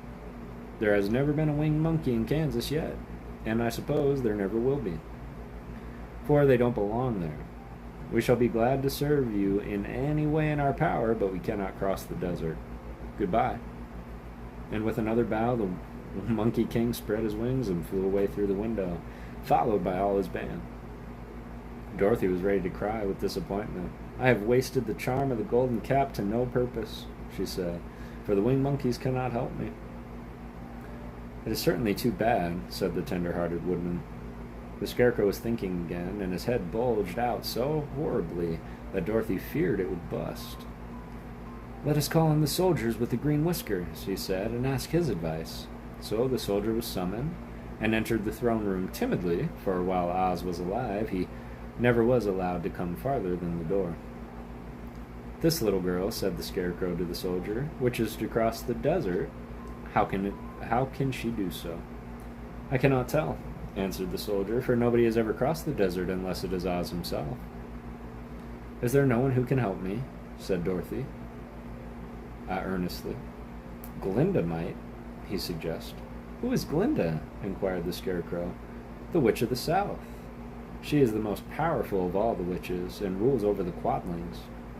Besides, her castle stands on the edge of the desert, so she may know a way to cross it. Glinda's a good witch, isn't she? Said the child. The Quadlings think she's good, said the soldier, and she is kind to everyone. I have heard that Glinda is a beautiful woman who knows how to keep young in spite of many years she had lived. How can I get to her castle? Asked Dorothy. The road is straight to the south, he answered, but it is said to be full of dangers to travelers. There are wild beasts in the wood, and a race of queer men who do not like strangers to cross their country. For this reason, none of the Quadlings ever come to the Emerald City. The soldier left them, and the Scarecrow said, It seems, in spite of the dangers, that's the best thing Dorothy can do, to travel to the land of the South and ask Glinda to help her. For, of course, if Dorothy stays here, she will never get back to Kansas. You must have been thinking again, remarked the Tin Woodman. I have, said the Scarecrow. I shall go with Dorothy, declared the Lion, for I am tired of your city and long for the woods and the country again. I am really a wild beast, you know. Besides, Dorothy will need someone to protect her. That is true, agreed the Woodman. My axe may be of service to her, so I shall also go with her to the land of the South. When shall we start? Asked the Scarecrow. Are you going? They asked in surprise. Certainly. If it wasn't for Dorothy, I should never had brains. She lifted me from the pole in the cornfield and brought me to the Emerald City. So my good luck is all due to her, and I shall never leave her until she starts back to Kansas, for good and all. Thank you, said Dorothy gratefully. You are all very kind to me, and I should like to start as soon as possible. We shall go tomorrow morning. Returned to the Scarecrow. So now let us all get ready, for it will be a long journey.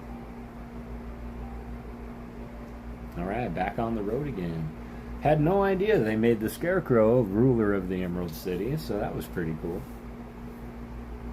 And I'm not sure if there's anybody still watching. Might be about 5 of us in here or so. So I appreciate you guys being here and listening to the story time. I know it ran a little bit late, especially for my East Coasters.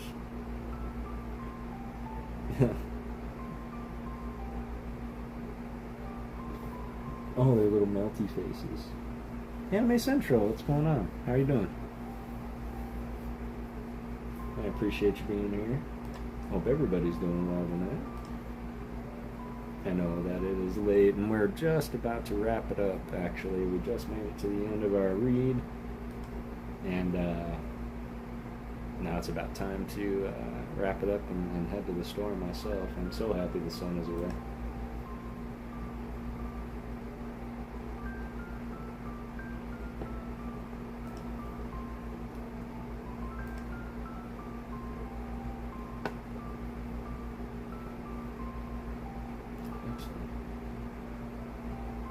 Excellent. Excellent. Hey, Lori, I'm good, thank you. Yeah, absolutely. Absolutely. It was really good.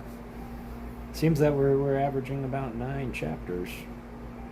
9 or 10 chapters per read, so I'm not sure. I'm going to take a look and see how long this is, because we might be able to finish it. And honestly, I thought that we were fixing to finish it tonight, but there's definitely more, and now they get to go and see Glinda, who is not the Witch of the North. That just blew my mind. It's the Witch of the South. Unless it's Glinda and Glenda. Glenda the Good Witch, Glinda the Good Witch. I guess that could be it. Plus, they never said the name of the Wicked Witch, which was Alphaba. And yeah. Really appreciate you guys being here, and we are going to wrap it up. But, it's really late. I don't know if there's going to be anybody on right now. One more break. Excellent. We were actually just wrapping up Alien. We just finished our 18th chapter, and we're just at about that 2-hour mark. So we're actually looking for someone to raid if there's anybody on right now. Good read, thanks, Boo. I appreciate you. Thanks for being here. That was a good read. It was very exciting. Very exciting, and I didn't know a lot of that. I didn't know the Scarecrow was the leader of the Emerald City. Hey, Ernie. Jay's Corner is on. We can go raid Jay's. Yeah, we can do that.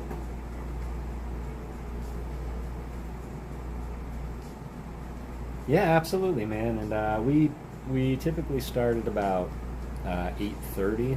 And it's only because I'm working so late now, but great story, code. Excellent. I appreciate that, Ernie. And yeah, we're of course always look forward to seeing not just the regulars, but you as well, Anime. I hope you can make the next one. We're gonna be doing this every Monday, but I am gonna be streaming on Thursday. It's gonna be around the same bat time, y'all. And then on Saturday I'll be streaming a little bit earlier. So. Really looking forward to getting back into those. But I believe Jay's Corner's on. We can go and do Jay's Corner. I think that'll be good.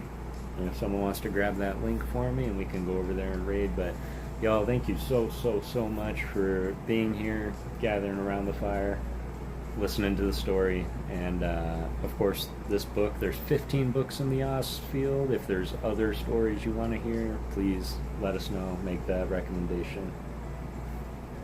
I'm going to post this song in the Discord. Come give me your pro music tips later if you can, Kev. Absolutely, Haley, and you post it. I'm going to go to the store, and when I come back, I'll happily listen to it. An awesome job. Yeah, you as well, Stafford. You as well. Wizard of Oz is best. Oh, I agree, 100%. 100% it is the best. But yes, let's go ahead and we'll go over and raid Jace for a little bit, say hi, and then... yeah, I hope you all have a beautiful rest of your night. Thank you all for believing in ghosts, and we will see you all next time. Much love.